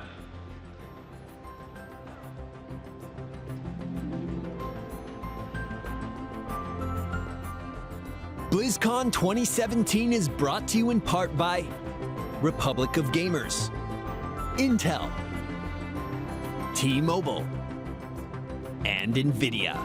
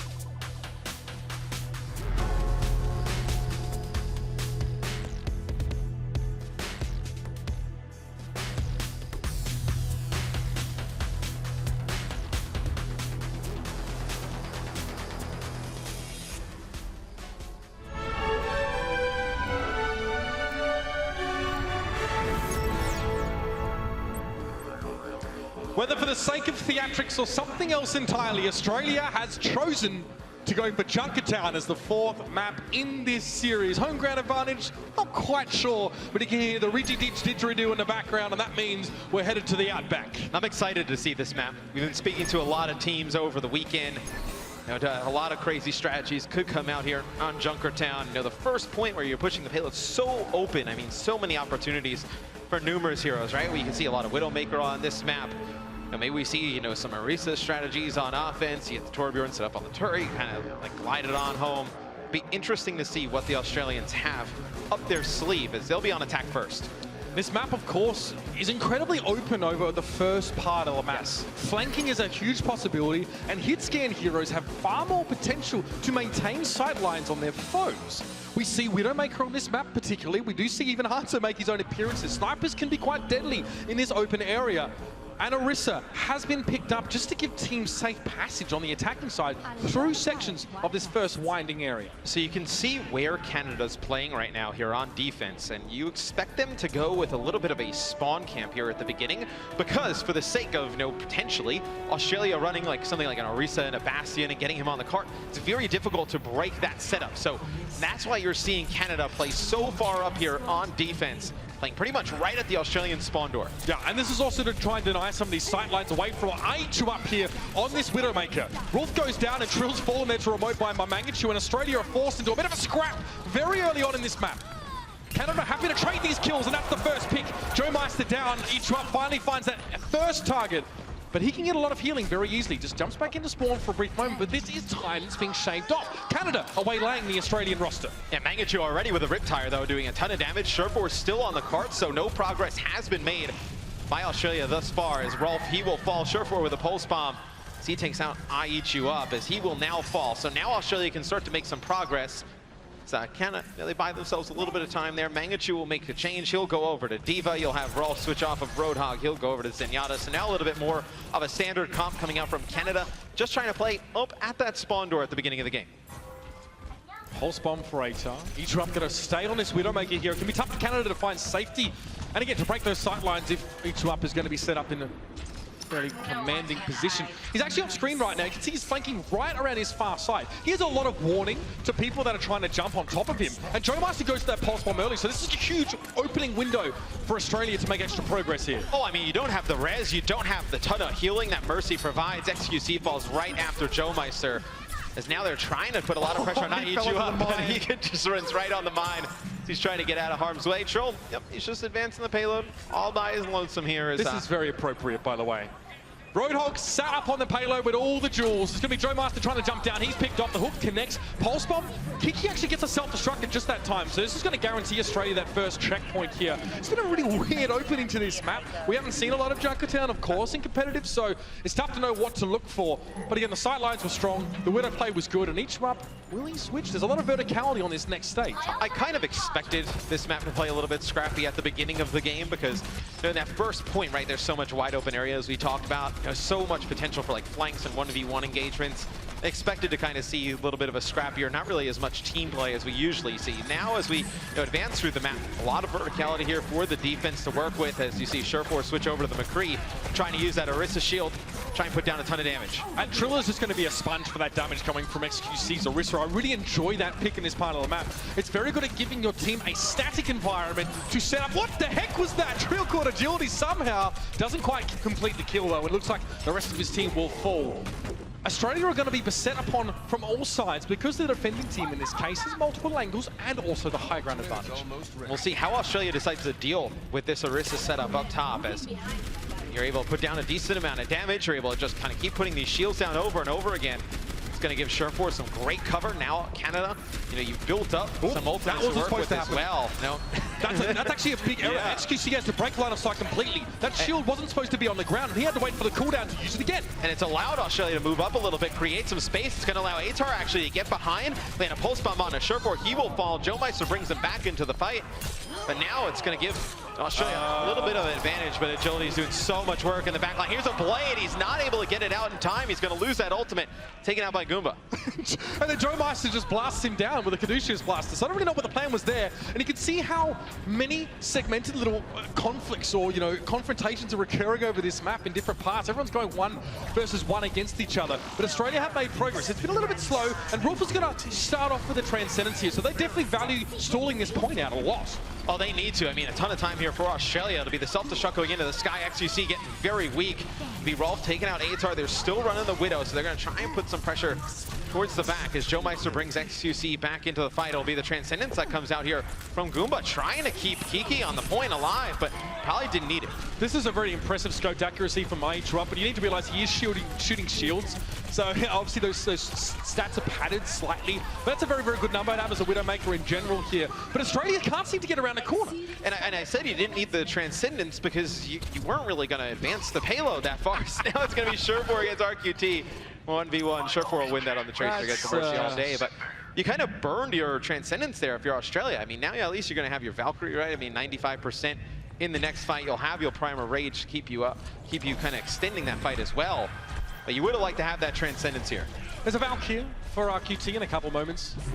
He's probably looking to charge it up in that 1v1 against Shore for earlier on because he knew he was going to go down, but get some damage. Get do a little bit of damage. Yeah, okay, so here's the dive. Drill really needs to start this one off well. He switched off of that Roadhog to the Winston. Primal Rage immediately used. He's trying to really spread this around everyone and make it hard for Canada to find those targets and require them in any way, shape, or form. Self-destruct. Drill somehow avoids being taken down by that one, but Gunba does not. It's a res force from RQT to keep the Zenyatta up on their feet. They need that extra layer of healing, the Aussies, because they're taking so much damage even trying to get in position. Agilities, watch out! He won't quite get away. That snaking tendrils of the Tesla gun cut him down as he gets around the corner. And Joe Meister falls with his Valkyrie, so you don't even get a chance there for Canada to use that power of a Mercy ult. You could have brought 2 players back into the fight.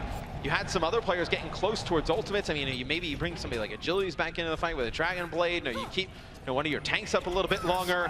You're able to extend that if you're Canada, but you cannot die right there if you're Joe Meister. Gotta stay alive on that Mercy. And this match is playing out some like how Route 66 might work. It's very, very important for this defending side to try and just make it expensive for Australia to gain progress, all right? They're using ultimates just to stall, and they're going to try and stop them in their tracks here. This is quite a late Transcendence from Gunba, but it's okay because ATAR was rezzed after he got picked off, so it's still a full-strength squad. Well, now you see Joe Meister use his Valkyrie. Here's going to be a Dragon Blade coming in from Agilities. That's going to be 2. Hunts down 1 more. That'll be ATAR. Make it 4. Taking out RQT. He's had some, I mean, even contenders, some sick Dragon Blades. Some nice placed shots there on Nikiki. Clean him up as well. So Canada, they do have to use a decent amount of ultimates there to hold on to that, right? You had Joe Meister use his Valkyrie, you had Agilities have to use his Dragon Blade, he had a self-destruct at the beginning, I believe, to open it up, so think of this area like this, just after the first checkpoint on Route 66, right? If you can actually control here as a defensive team, it's hard for the attackers to get in. They have to use ultimates, not unlike this one. ATAR forced to dig in his pockets and invest in progress, and it's happened. It's worked out. Mangachu and XQC were both picked off by Keith's self-destruct, and it's been all about the tanks in his fight so far.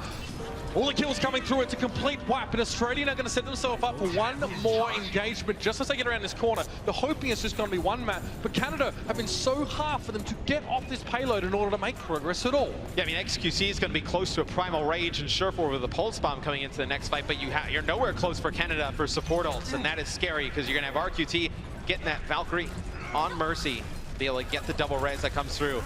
It'll be Rolf taking out Goomba at the beginning of the fight. That's huge, because that's going to force RQT to use a res there. Bring the Zenyatta back into the fight early. Drill lacking healing, he has to get back to his backline. Oh, Shortfall tries to pursue, but Drill just gives him the 180 and a see you later, mate. Manages to catch him, and that, again, puts Joe Meister in harm's way. He has to go deep in enemy territory to try and get the res on Shortfall. It works out, but he had to sacrifice himself in order to do so. Still seems to have done the job, though, for Canada. Australia now running a little bit low on numbers. Rolf is down, Trill now falls, Shortfall's back in the fight. And Australia have to go for one more if they even have the time. There's 15 seconds left on the clock. A good push for Australia, but they haven't finished the map, and it's unlikely they will with Canada pushing forward. Yeah, Canada's going to push forward. You have the Dragon Blade to use here from Agilities. He sees it. He's going to dive on in. The Transcendence comes out. Gumba has to go deeper, trying to contest on the cart. It's going to allow everybody else to just get cut down here by Agilities. Oh, that timing is so perfect. Agilities just derails Australia's strategy in order to get back to the payload and finish this particular map out. They're just not even remotely close to the payload. Stunning work from Canada. They close the gap. They catch Australia mid-step while they're trying to go for one more fight, and the Australian squad doesn't even get the finish on their home map. Tantalizingly close to that third checkpoint, but close is no cigar. You just get the feeling, watching this Canada roster play now, Agilities and Surefour starting to click, starting to heat up. I feel like if you're Australia, you get those 2 maps early, you needed to finish it off right away. Because if those 2 guys start to play well, it's going to be very dangerous for this Australian lineup. Yeah, they're warming up. There's no doubt about it. Canada looks stunning over the last couple of maps. But again, where's our benchmark for this particular map? It's the first time, of course, Junkertown, we're really getting to see a good amount of it here now at the World Cup. And that begs the question, at this level, in this particular meta, between these teams, is that a good performance? 87.41 meters on the attacking side. What does that look like in the grand scheme? That's why I'm interested to develop a story of how Junkertown plays over the course of this weekend and give us a sense of relativity to that particular distance. But now it's time for Australia to defend. And I think Canada maybe would have been able to hold it even longer in that second phase of the map things fell apart where XQC on the Orisa was trying to put his shield up top and it went down low. Really hurt That's where things fell apart, because now Surefour can't do the damage on the McCree, right? He doesn't have a shield to get behind.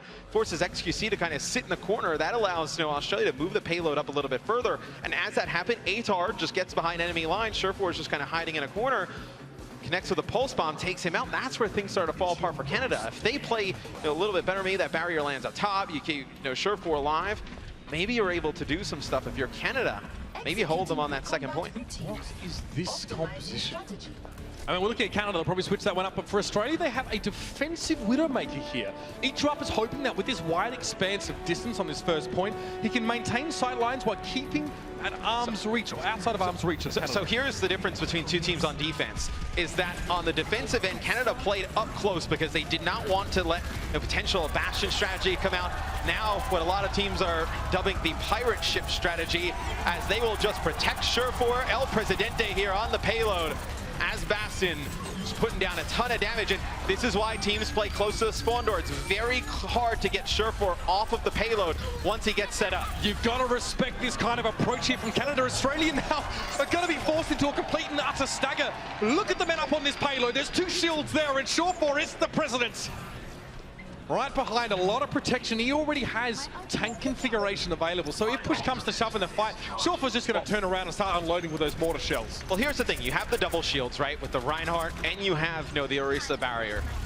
If you try and dive deep, obviously you're worried about the damage that the Bastion can put down. You're also now worried about agilities on the Roadhog. Here's going to be tank mode coming out from Surefour. He's going to be able to take out two. XQC swings through Trill, as it is Surefour putting on a show here on the Bastion, as it looks like it will be Canada taking point A. It's just as easy as that. If you lose control of the map as a defensive team against this composition, you're going to be in big trouble. And Australia, it's clear to see they weren't expecting that. They brought a Widowmaker in.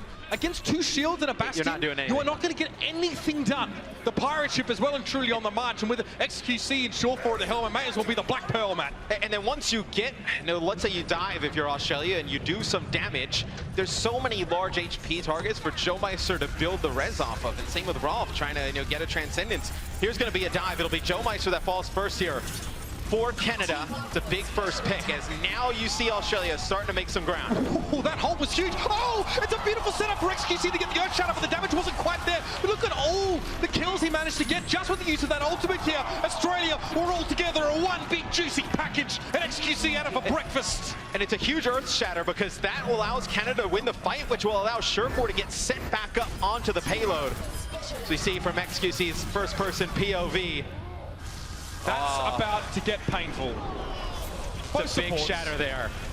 Lovely work, and that's a stunning combination. It's good to see Mangachu now up on that Orisa as well. So it's not just XQC playing that. The combo was so nasty with Holt being used. Atar gets hooked out of the mix, tries to get back towards the safety of the healing, but it's expired. There's not too much. He's trying to group up the rest of Australia up on that payload. Surefour gets taken down, but it seems as though the Aussies don't quite know how to deal with this. It's very hard. We talked about it. Once you get set up, it's going to be both the reses here used from Canada onto Surefour. So much HP now. It's going to be a barrier that goes down in front of Surefour. He's trying to locate Atar. Has no idea where he's at. And Atar gets him too. Whack-a-mole with the ninja. All right. Now I think you'll see Surefour switch, because it's very hard to get the Bastion set back up onto the payload. So you see Surefour, he will now go over to the Tracer. They have agility switch off of Roadhog. He'll go over to the Genji. XQC will change things off of Ryan. He'll go to Winston, so a little bit more of a standard comp now coming out from Canada. I want to see what Surefour does here, because if he jumps to the payload, he can draw all of Australia back off the high ground, essentially, to try and respond to that. It's pretty easy to backcap with the payload being as close as it is. Surefour doesn't quite really know where to go here. There's obviously the bubble shield in his way from the enemy Winston. He's trying to find a way in towards the squishies to the back line, but he hasn't really found any egress towards them yet. And RQT drops down for a moment, but he's continually healing the rest of his team. Gabba might be caught out. No, XQC gets taken down by Kiki. Great response. It's a 1-for-1, and RQT is off the map. Yeah, Gunba's going to have to use the Transcendence here, and they're going to invest the Dragon Blade for Australia. So you use both of those ultimates. Now Canada can back out, come into this next fight, try and win it. Yeah, and this is look at the tipping point right now. Look how close Canada are to those ultimate abilities, and look how many Australia have had to use previously. It's not really ideal with Gunba and Kiki so far away. Trill might have the primal range for some stall, but Canada, of course, with that Dragon Blade, its agilities, of course, that's where we're in the danger zone. Well, you see the res being used by RQT to bring IEQ up back into the fight. Just some trickle coming in here. So now it'll be Canada getting a full reset. They'll have a Dragon Blade. You're going to get very close to Transcendence. You're probably going to get that in this fight. Depending on how things go for Joe Meister, if he can stay out of harm's way, you'll get a Valkyrie here as well. It's going to be Valkyrie, though, on the Australian side as well. We'll see how both teams play around it. It seems like Australia, at least, they've used that Valkyrie a little bit more offensively. But it's going to be Surefour landing a big pulse bomb on RQT. Not going to have the Valkyrie now. No Transcendence. You just saw it used in the last fight. Yeah, and this is it. Canada, worthwhile to use his ultimates now to try and secure this point. It's been contested currently, though. Mangachu and Rolf trying to get this one across the line. Rolf might be caught out here. He's being pressured away. Oh, it's Trill back straight through, of course. The Flying Fists of Fury deal with that Zenyatta. And now combined with Etrop and Atar, this is big. This is huge. Australia have been able to weather the storm of these big ultimates coming up for Canada. Pulse Bomb, Dragon Blade, Transcendence. The Canadians haven't been able to get to that next checkpoint with them.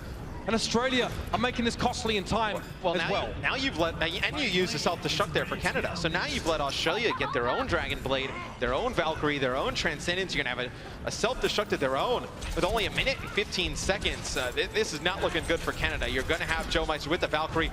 Rolf dies at the beginning. Are you gonna be forced to use the res here on him? Be Mangachu taking Ichiup out, and it'll be Joe Meister using the res on Rolf. I don't know if RQT can get the res on Ichiup as well. He died so far away from the rest of his team. This is dangerous. This is seriously dangerous.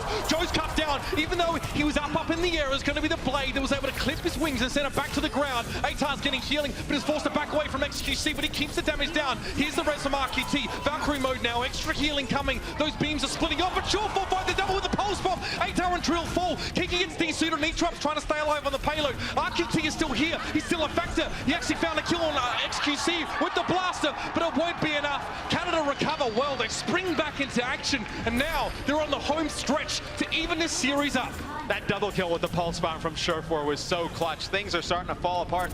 They use their Valkyrie. Joe Meister gets taken out in the sky, and then Canada, just Surefour swings things right in their favor. They did have to use a lot of ultimates to win it. Agility, so with the Dragon Blade. Goomba does have his Transcendence. It's the only support ult, obviously, for Australia on the table. It looks like Australia's going to get a little bit aggressive here, trying to push Canada back. Yeah, this is nice. Look, you can see, despite Surefour having so much room to work, Australia were quicker on their dive. They were more effective. Agilities, there's nothing done with that Dragon Blade. That was a bit unfortunate for him. He's forced to put that one away for a couple of fights. But they did get Australia to use their Transcendence. So now you know they don't have their Valkyrie, they don't have their Transcendence. You did burn your own Dragon Blade, but you're going to have a Transcendence and a Self-Destruct. Getting very close to Primal Rage, a Valkyrie. You have a lot of ultimates to work with here if you're Canada. XQC, who's his first target? Gumba's there, and Gumba just, there's no chance he was going to survive that one. He was being pressured by the Tracer as well. He does get resurrected pretty quickly. Mangachu drops, but is res. Gunba again down after being resed earlier on in the fight here. Not a good start for Australia at all, and Canada haven't had to use too many of those ultimates. The Transcendence definitely helped early on in the fight. It's Trill with the Primal Rage. He manages to find the Zenyatta yet again. It seems to be his primary target most of the time. XQC on the payload. He's holding this Primal Rage. This could be a game changer now as Canada get the fight win. They're approaching the end of the map. Not too far now. Agility is going to get close to another Dragon Blade. You'll have Valkyrie as well here for Canada, but only 30 seconds left. One fight to rule them all, Matt. Atar with the Dragon Blade, RQT. If you're Canada, you need to dive RQT right away. You need to take him out of the fight. This is Canada's hopes on the line in the World Cup. They must finish the map now in a running low on time. The Dragon Blade for Atar. Not much coming from that one quite yet, but Mangachu and Agilities fell down to the self-destruct. It's going to be a res here. Atar's got to get back into this fight, but he's being swatted away by XQC. Great use of this Primal Rage for saving it for later. And Atar is in the thick of it. He's in the mix, but he's not found any of these targets. Now we're into overtime. Canada are close, but they're not quite there. The green box of victory is just around the corner, and again, Australia are going to have to run and jump to get onto this payload and keep it going. Surefour stays up in front. This is quite scary for Trill. He could get bursted down very quickly, and he is. It's just one by one stuff from Australia. They're trying to keep this one going. The Transcendence comes a little bit late in the day. They found XQC, but he's going to be res straight away. Mangachu, the self-destruct. That might be what they need. They're forced to clear the payload, and RQT gets too close. He's taken down by the explosion. Canada is so close now. It's Atar desperately throwing himself in the payload, but you better believe that Canada are not done yet. It's a tied series. We're going to map 5. And you just get the feeling, man, these DPS players for Canada have woken up. Surefour 54 limbs, Agility's 51 in this last map on Junkertown. So I know really, towards the end, right, it started to get dangerous there for Canada. And they have to be pretty fortunate that they actually pulled out that Bastion strategy at the beginning, because they were able to take that first point pretty easily. It gave themselves a ton of time to work through the rest of the map. Well, Canada are still going to be hanging around for a little while longer, it seems. And while they're still here, let's take a chance to get to know them a little bit better.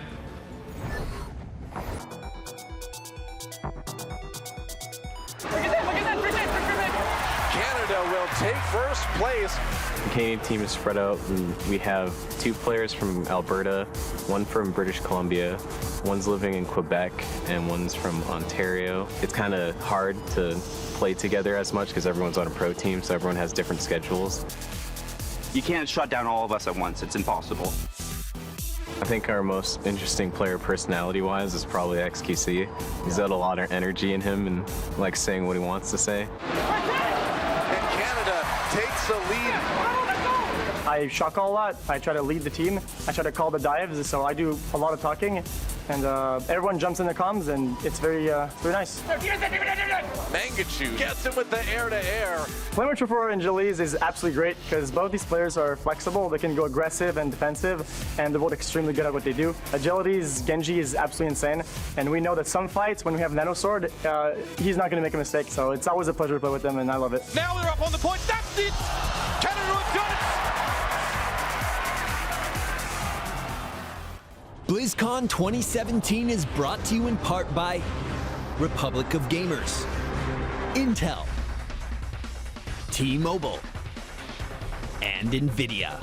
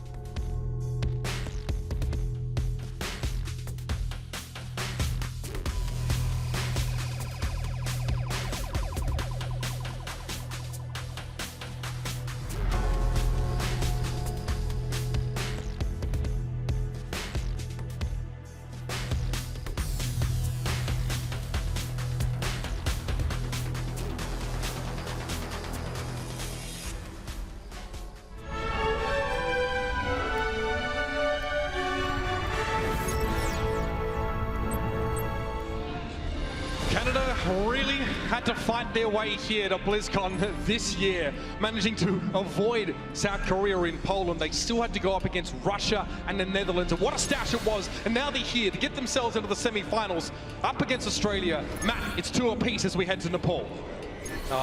This series has been unbelievable. Australia with the first 2 map wins, then Canada, they just fight on back. They've won the last 2 to force this Game 5. Excited to see these 2 teams kick this Game 5 off in just a little bit.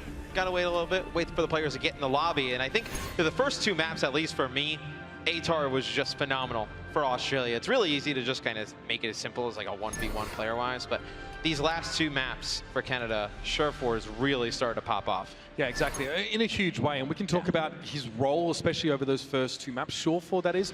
We saw him mix a little bit of that Tracer and that Soldier 76 in there. We saw a pop-up earlier on that said that a lot of objective kills had come from Surefour. Now, as a Soldier 76, this isn't often the case. You're not always sat on where the heat of the action is. The whole point about having a sprint ability is that you can get away from harm and do damage from range. But you can see he's been throwing himself into these fights, and the healing's been very, very good. You can see that quite often Rolf, and of course, Rolf especially, has been stuck to him as well, especially with those Harmony Orbs to try and keep him in the fight. They're definitely emphasizing him quite heavily. Yeah, they're trying to put a lot of pressure onto Surefour to try and push him back all the way. But while that's going on, I think XQC has played a very good, Winston getting very aggressive, because when they're trying to put so much pressure on Surefour in the backline, right? Because he's doing so much damage on whether it's the McCree or the 76, makes it a lot easier for Agilities and XQC to get deep into the opposing team's backline and cause a lot of problems. And mean, we've seen a couple of things from Canada over the course of this series that make the pool such an interesting affair. Because the Orisa's definitely been a pick that we've seen from both Mangachu and XQC. She has some moments on this map, especially on Sanctum, where she can do a lot of work. Junkrat, someone we haven't seen in all this series, can thrive on this particular map. But again, he does get cut down by things like a Soldier 76 from range. So it's not going to be the simplest process. Yeah, and I think the thing with the Junkrat for Canada is with how good like Agilities and Surefour play it, you would probably have Mangachu run the Junkrat. Then I guess you would kind of force Surefour to play either Zarya, or you could go triple DPS if you wanted. And I think with the way he's been playing right now, you kind of let him do what he wants to do and then build around that. And I think on Mangachu, he's played a very good Diva, but his Pharah was pretty effective on map number 1. I expect to see it here on map number 5. Yeah, there's opportunities, of course. Nepal Village is a little bit hard for that Pharah to really interact with the point so much, because to be able to have line of sight to the players on the point on Village, you kind of have to put yourself in harm's way. You have to hover a little bit close to the ground. That's where you become susceptible to things like traces, and Genjis don't have to try and luck shurikens onto you from long range. It also puts your Mercy at risk as well, with how prevalent Mercy is now and how important it is to keep her alive. When you run Pharah on a map like Village and it forces the Pharah down low, and Mercy kind of in turn comes down. It may not even emphasize, killing the Pharah at that point. Just go for the Mercy if she's right, for the pickings. But we'll see. Game 5 could be the reverse sweep here for Canada. Would make you extremely sad as an Australian citizen living in America. That's right. But you know what? What I love more than Australia? Good Overwatch. That's what we're here to see. BlizzCon Arena, make some noise. It's game number 5 in this series. Canada versus Australia. Only one can advance to the semi-finals. We will start on Village. We will start with a Pharah here for Mangachu. It's interesting. You won't see the Zenyatta coming out from Rolf. Rolf will actually be playing the Mercy, and you're going to get the Lucio. And oh man, you want the Lucio at the beginning. You can get your teammates into a little bit better position. Try and put some damage down towards the door as some kills go down there at the beginning for both sides. XQC will fall here for Canada as Mangachu still up in the sky, putting a lot of damage down here on Kiki. It'll force him to get demacked as see if Canada can take this at the beginning. Yeah, looks like so far so good. They're on the point here. You can see Kiki actually, obviously in Pilot Diva form, is trying to pressure down. There's enough bodies for Australia now to stop this capture progress from Canada. How much impact is Mangachu having so far that we just waltzes onto the point? He finds 2 quick kills. He drop and Kiki going down. And for Australia, this is a nightmare. This is where Mangachu starts to really fire up. They don't have a great response to him. They haven't had a good response to him on that first map, and he's free to do whatever he wants. They did nothing about it on Oasis. It'll be Australia actually taking the point here. Some kills still going down. They have not looked at Mangachu on the Pharah at all. They have just kind of played on the ground. There's a rocket barrage. It'll take out one. Surefour takes Trill out. Kiki, he'll get demeched. XQC on the point here for Canada, as Canada should be able to flip this point right back in their favor. Australia needs to do something to deal with the Pharah play of Mangachu. No doubt about it. Aerial superiority is exactly what Canada is exercising right now. And Mangachu, such an early barrage coming away from him. He can spend such little time in that vulnerable zone close to the point and still get so much damage done. That's just efficiency in terms of those rockets connecting when they need to. Australia has a couple of ultimates to work with, but still no indication they're even thinking of going for a 76 or something else to deal with that. So there needs to be a response, a change here. They're still ahead in percentage, but that might change soon. Yeah, it'll be a Primal Rage that comes out from XQC, just trying to knock players back. It'll be the Sound Barrier now that comes out here as well. It's going to be Atar using his Dragon Blade. A nice boot there from Joe Meister keeps him alive. Now, nothing Atar can do there as well as just swing his sword around in vain. It may as well have been made out of rubber. Now, though, up on the point, Australia can have more players on the point at any one time because the Pharah and the Mercy of Canada generally have to stay away from this one. So if you can get boots on the ground and fight on the objective itself, Australia have an inherent numbers advantage, and they're exercising that now as much as possible. Oh, and they're going to invest the Transcendence here, Australia, because Agilities pops his Dragon Blade, gets taken out by Trill before he can get anything for it. This is a fight that Australia feels they can win, and they do. They flip the point back in their favor. So when you're playing with this Pharah Mercy, the rest of the Canada roster, if they're going to contest the point, they need to stay alive for as long as possible in order to allow Mangachu to get the damage done. If that does not happen, Mangachu can do as much damage as he likes. It's going to be healed up. It's not going to be capitalized on by the rest of his teammates because they're just not going to be alive. Very, very important that they play with Mangachu in mind and stay as passive as possible without giving up free kills. Yeah, just to give you perspective on how effective Mangachu has been, he's done 30% of the team's damage to other heroes here at the beginning of this game. It's a large chunk of damage being put down by Mangachu. He's going to earn himself another rocket barrage. He's going to use it here onto the point. He's able to connect with Goomba. It's going to be Surefour taking out Trill. It's going to force RQT to use the res, bring the Zenyatta back into the fight, but things falling apart for Australia. A little bit of bags action there coming in from Mangachu. Don't worry. Yeah, he's got to feel a little bit disrespected. They have not even tried to deal with him in the sky. They think he's a non-factor, but he's just showing off his, him. Just showing off his matching Just Gucci's. stunting a little bit. No worries. So, Australia's still in the lead so far, but look, I love this triple DPS setup from Canada because it means they can actually have 4 players on that point and still have almost an equal amount of damage available in that vicinity going up against Australia. Yes, they don't have as much survivability and healing, but it's all about that burst damage coming down. Mangachu, this guy is just going nuts, just pops over the top. Doesn't really want a cup of tea, just a kill on Gunba. He gets raised, but he's almost dropped yet again. There's so much pressure coming forward, and Australia have not opted for any hit scan pressure to deal with the bird. I can't believe it. Mangachu now gets himself the sound barrier, and the rest of his team in Australia have to come forward. Australia uses a Dragon Blade, they use their own Valkyrie, and XQC is going to knock them on back. The Goomba, he's going to use his Transcendence here as well. That's going to be Rolf using his Valkyrie here for Canada. They'll bring Agilities back into the fight. Mangachu getting very close to another rocket barrage here. Yeah, it's going to hurt. He puts himself on the point, but he gets a little bit too close for comfort. Kiki picks him off with the Bunny Blaster, in fact, if I'm not mistaken, then gets himself resuited. Australia had to take the point now. Mangachu gets raised in an awkward and rather compromising position, but still manages to get away before blowing himself up. However, Joe Meister and Shawful here do most of the damage, and that bubble put down by Trill is very important. Australia need to use that as much as they possibly can right now, and they don't really get much out of it. Not enough protection for them there. Overtime now is going to tick down, and Kiki's going to be desuited. Canada, the Pharaoh of Mangachu, has propelled them forward, as it always seems to do. And they're going to take the first round in this final map. And Village is the one point where we thought the Pharaoh would not be as effective, right? We did see it used there by Mangachu to great effect. Canada 1 point away from the reverse sweep of Australia. Australia needs to answer back. I think in this next point, potentially you could see Mangachu run something like the Junkrat. It makes it difficult, right? Because if he pulls out the Junkrat, then you have, like a hit scan here, like a McCree or a 76, like it can force, him kind of into a back area where he can't really get a ton of damage. I think now it just has Australia guessing, like, what are they going to pull out here on this next point? Right, obviously, this is also another map where Farah has a ceiling to contend with. So it can prevent her from getting as high up in the sky as she'd otherwise like to. So I don't mind seeing a switch here for Canada if it's going to be, the Junkrat for Mangachu.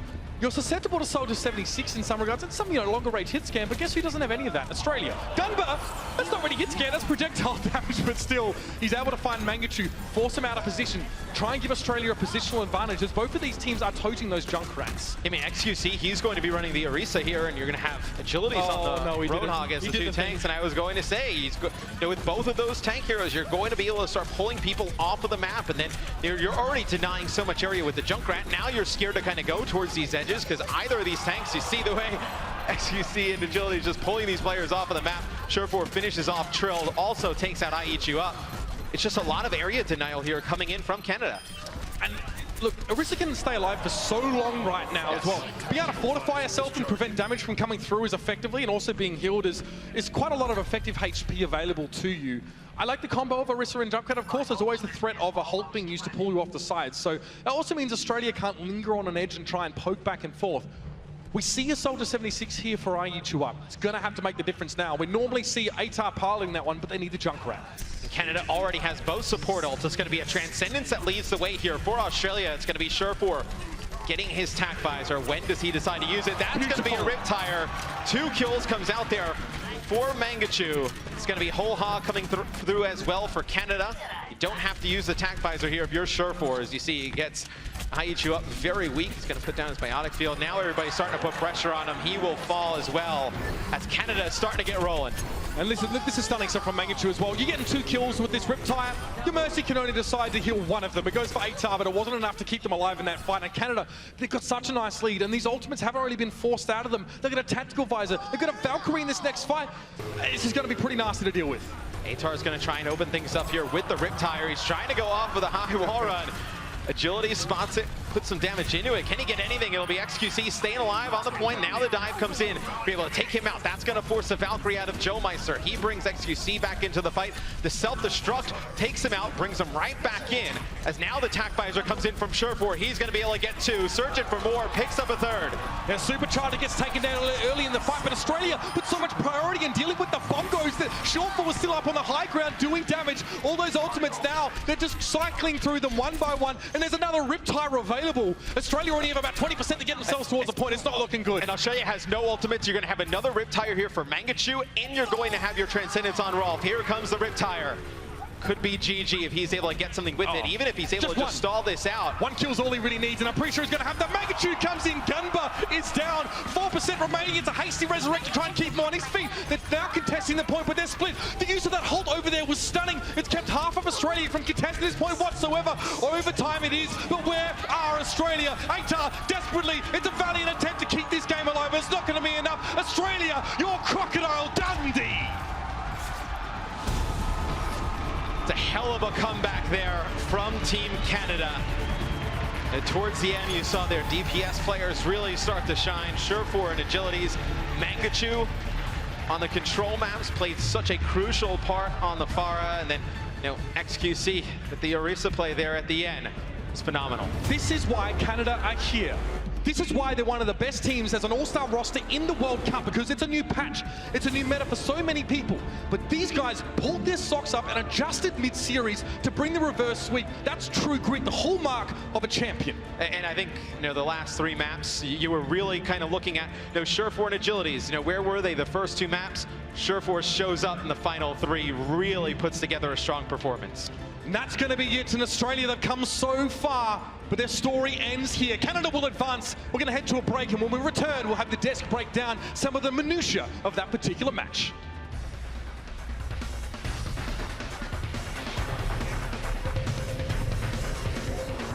BlizzCon 2017 is brought to you in part by Republic of Gamers, Intel, T-Mobile, and NVIDIA.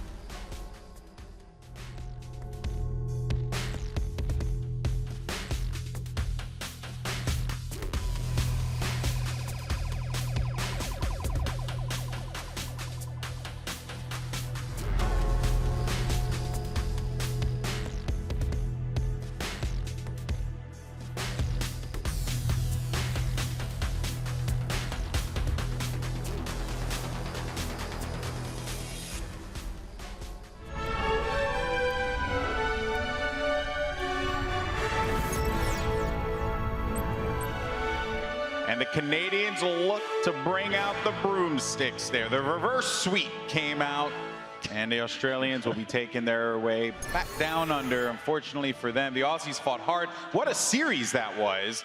But Nailbiter went all the way to the end. Jamerson, that was a great game. That was absolutely a great game, and we got to see that Canada just need a little time to wake up there. Our DPS duo of Agilities and Surefour, they had a rough start. Agility starting off on, I believe it was the Roadhog early on in the match. And then when he got back onto the Genji, he looked just as comfortable picking up that Genji. We saw the blades coming out, him getting the dash resets over and over again. It was very clear that the story of this game was Agilities and Surefour having to just heat up little by little. And while Mangachu was the star of Game 5 with his incredible plays on Pharah and Junkrat, still though, Surefour was amazing. But I want to get your thoughts on Agilities real quick, Hexagrams, because you saw that Roadhog come out. It wasn't really all that inspiring. And then it was like a light switch turned on, and Agilities had arrived. Well, when he busted out a blade late and then he got nothing with it and died, I'm like, well, that's the price you pay for the Agilities that will also get you 4 eliminations, 5 eliminations, 6 eliminations on a Genji. So Genji's also just struggling a little bit in the meta right now. It's a little bit more difficult for him to play, but Agilities is so good on it that he can still make it work. And when you have a game-changing player like that who gets 4 kills and just wins a fight by himself, sometimes you accept the fact that, yeah, that blade didn't work out, but if it would have, it's what we're used to. Very true. But then his cohort on the other side, Surefour. This guy, he took him to school sometimes here, James. And why don't you break it down for us, because there's one highlight I'm personally excited about regarding Surefour and high ground usage. Well, this is just back to basics on how you need to approach second point Hanamura. So at this point, Surefour is going to be on Soldier 76, and he's got that high ground, and that high ground position is so valuable, especially if you're trying to cap out the point, and you've already got most of the kills just to finish it out. So if we go into this replay, we'll see that we do have Surefour. You know, he's on the high ground. I believe he starts it off with a Helix Rocket kill onto Lucio, and getting rid of the Lucio is so huge. Yeah, that's the thing that you always have to take in mind when you play Soldier 76 on Hanamura.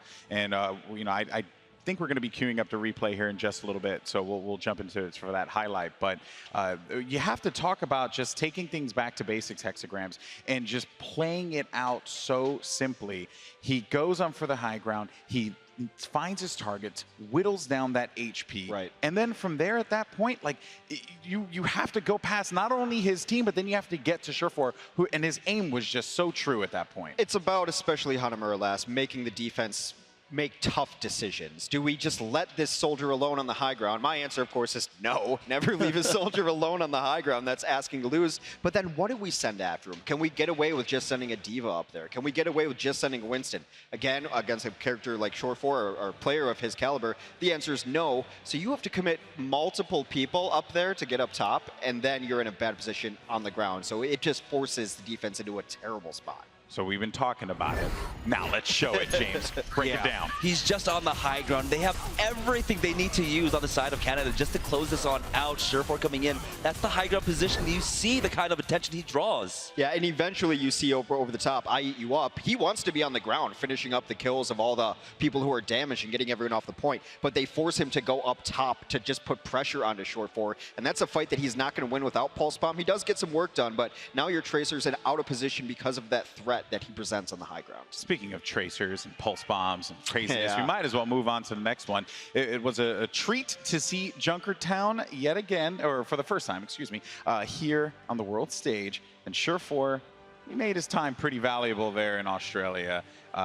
Let's talk about that particular replay here, James, because that was a game-changing moment for Surefour. Yeah, well, in Hanamura, that's where they really needed to gain back the momentum, and they continued to carry that into Junkertown. They were stalled out a little bit as we do go into this next replay. It's going to be at the second point where they were getting stalled and it looked like they might have gotten held here, but Surefour comes in with the great Pulse Bomb, taking out both Atar and Trill, and this is the versatility we're talking about in Surefour. Well, he takes out Trill, Atar dashes into it, but it's, you know, 10% luck, 20% skill, but this is where Surefour was just power of will right there. Yeah. This is what I knew. Okay, Fort Minor, let's calm down. Come on, I knew someone would get it. This is where I knew that Surefour was taking over, because post that clip, even after the Pulse Bomb, he cleans up 2 more. So it's 4 eliminations for Surefour. He would not let his team lose this set. I wonder how many people got that reference. I don't know. I wonder how many people got the Fort Minor thing too. Yeah, we'll find out. We always experiment with that here. You know, we like to test the viewer's intelligence and see how far down the rabbit hole you can go with kind of pointless references. that's my whole shtick. Yeah, but what isn't pointless is T-Mobile. That's right, our friends over at T-Mobile want you to determine who will be the most valuable player for the 2017 Overwatch World Cup. And it's super easy for you to do so. If you're on Twitch right now, and I saw a lot of people spamming XQC apparently, you go out there, you use the exclamation mark, T-Mobile MVP, and then you include the battle tag. If you're on Twitter, it's easy there as well. Hashtag T-Mobile MVP and the battle tag. And we have jumped into the debate as to who should be the T-Mobile MVP here on the desk. Let's go ahead and check the progress so far. XQC with, come on, really? Welcome to the jungle. With 40. I hate you, James. with 44%? This is ridiculous. No, he had some standout plays on that Winston, though. He did. Okay, so we talked about it at the start of the matchup, right? That XQC, Hex, you had mentioned it, that he has to play a different style if he's not going to have that diva to protect him. And so we did see him be a bit more reserved, especially when Mangachu was on that Pharah. But once he had that diva back in play, we could see the kind of influence he could have with that Winston picking up double, triple kills. He also understands his ult is going to be different and the utility of that ult. The cap on a King's Road and just knock them away, knowing, look, this ult isn't the same as it used to be, but I'll just take the point with my ultimate now. He's playing in a different style, and that's why I think he actually has been very valuable to his team. I don't know about 44% over 7 valuable, but he's a valuable asset. Do you think it's justified? You think it's a justified T-Mobile MVP? I think so, because he's just been the foundation for the Team Canada on that Winston. He hasn't been like feeding over kills, you know. He's been staying alive for the most part and being able to play both that very, safe style Winston and that aggressive style Winston, and like be able to turn that switch and switch between the two. It's vastly important. You know, I'll allow it. Because I have no choice. This is the world we live in. But you guys can get involved there. And once again, thank you so much to T-Mobile for supporting the 2017 Overwatch World Cup. But now let's jump gears and focus on our next matchup. It's going to be taking the stage in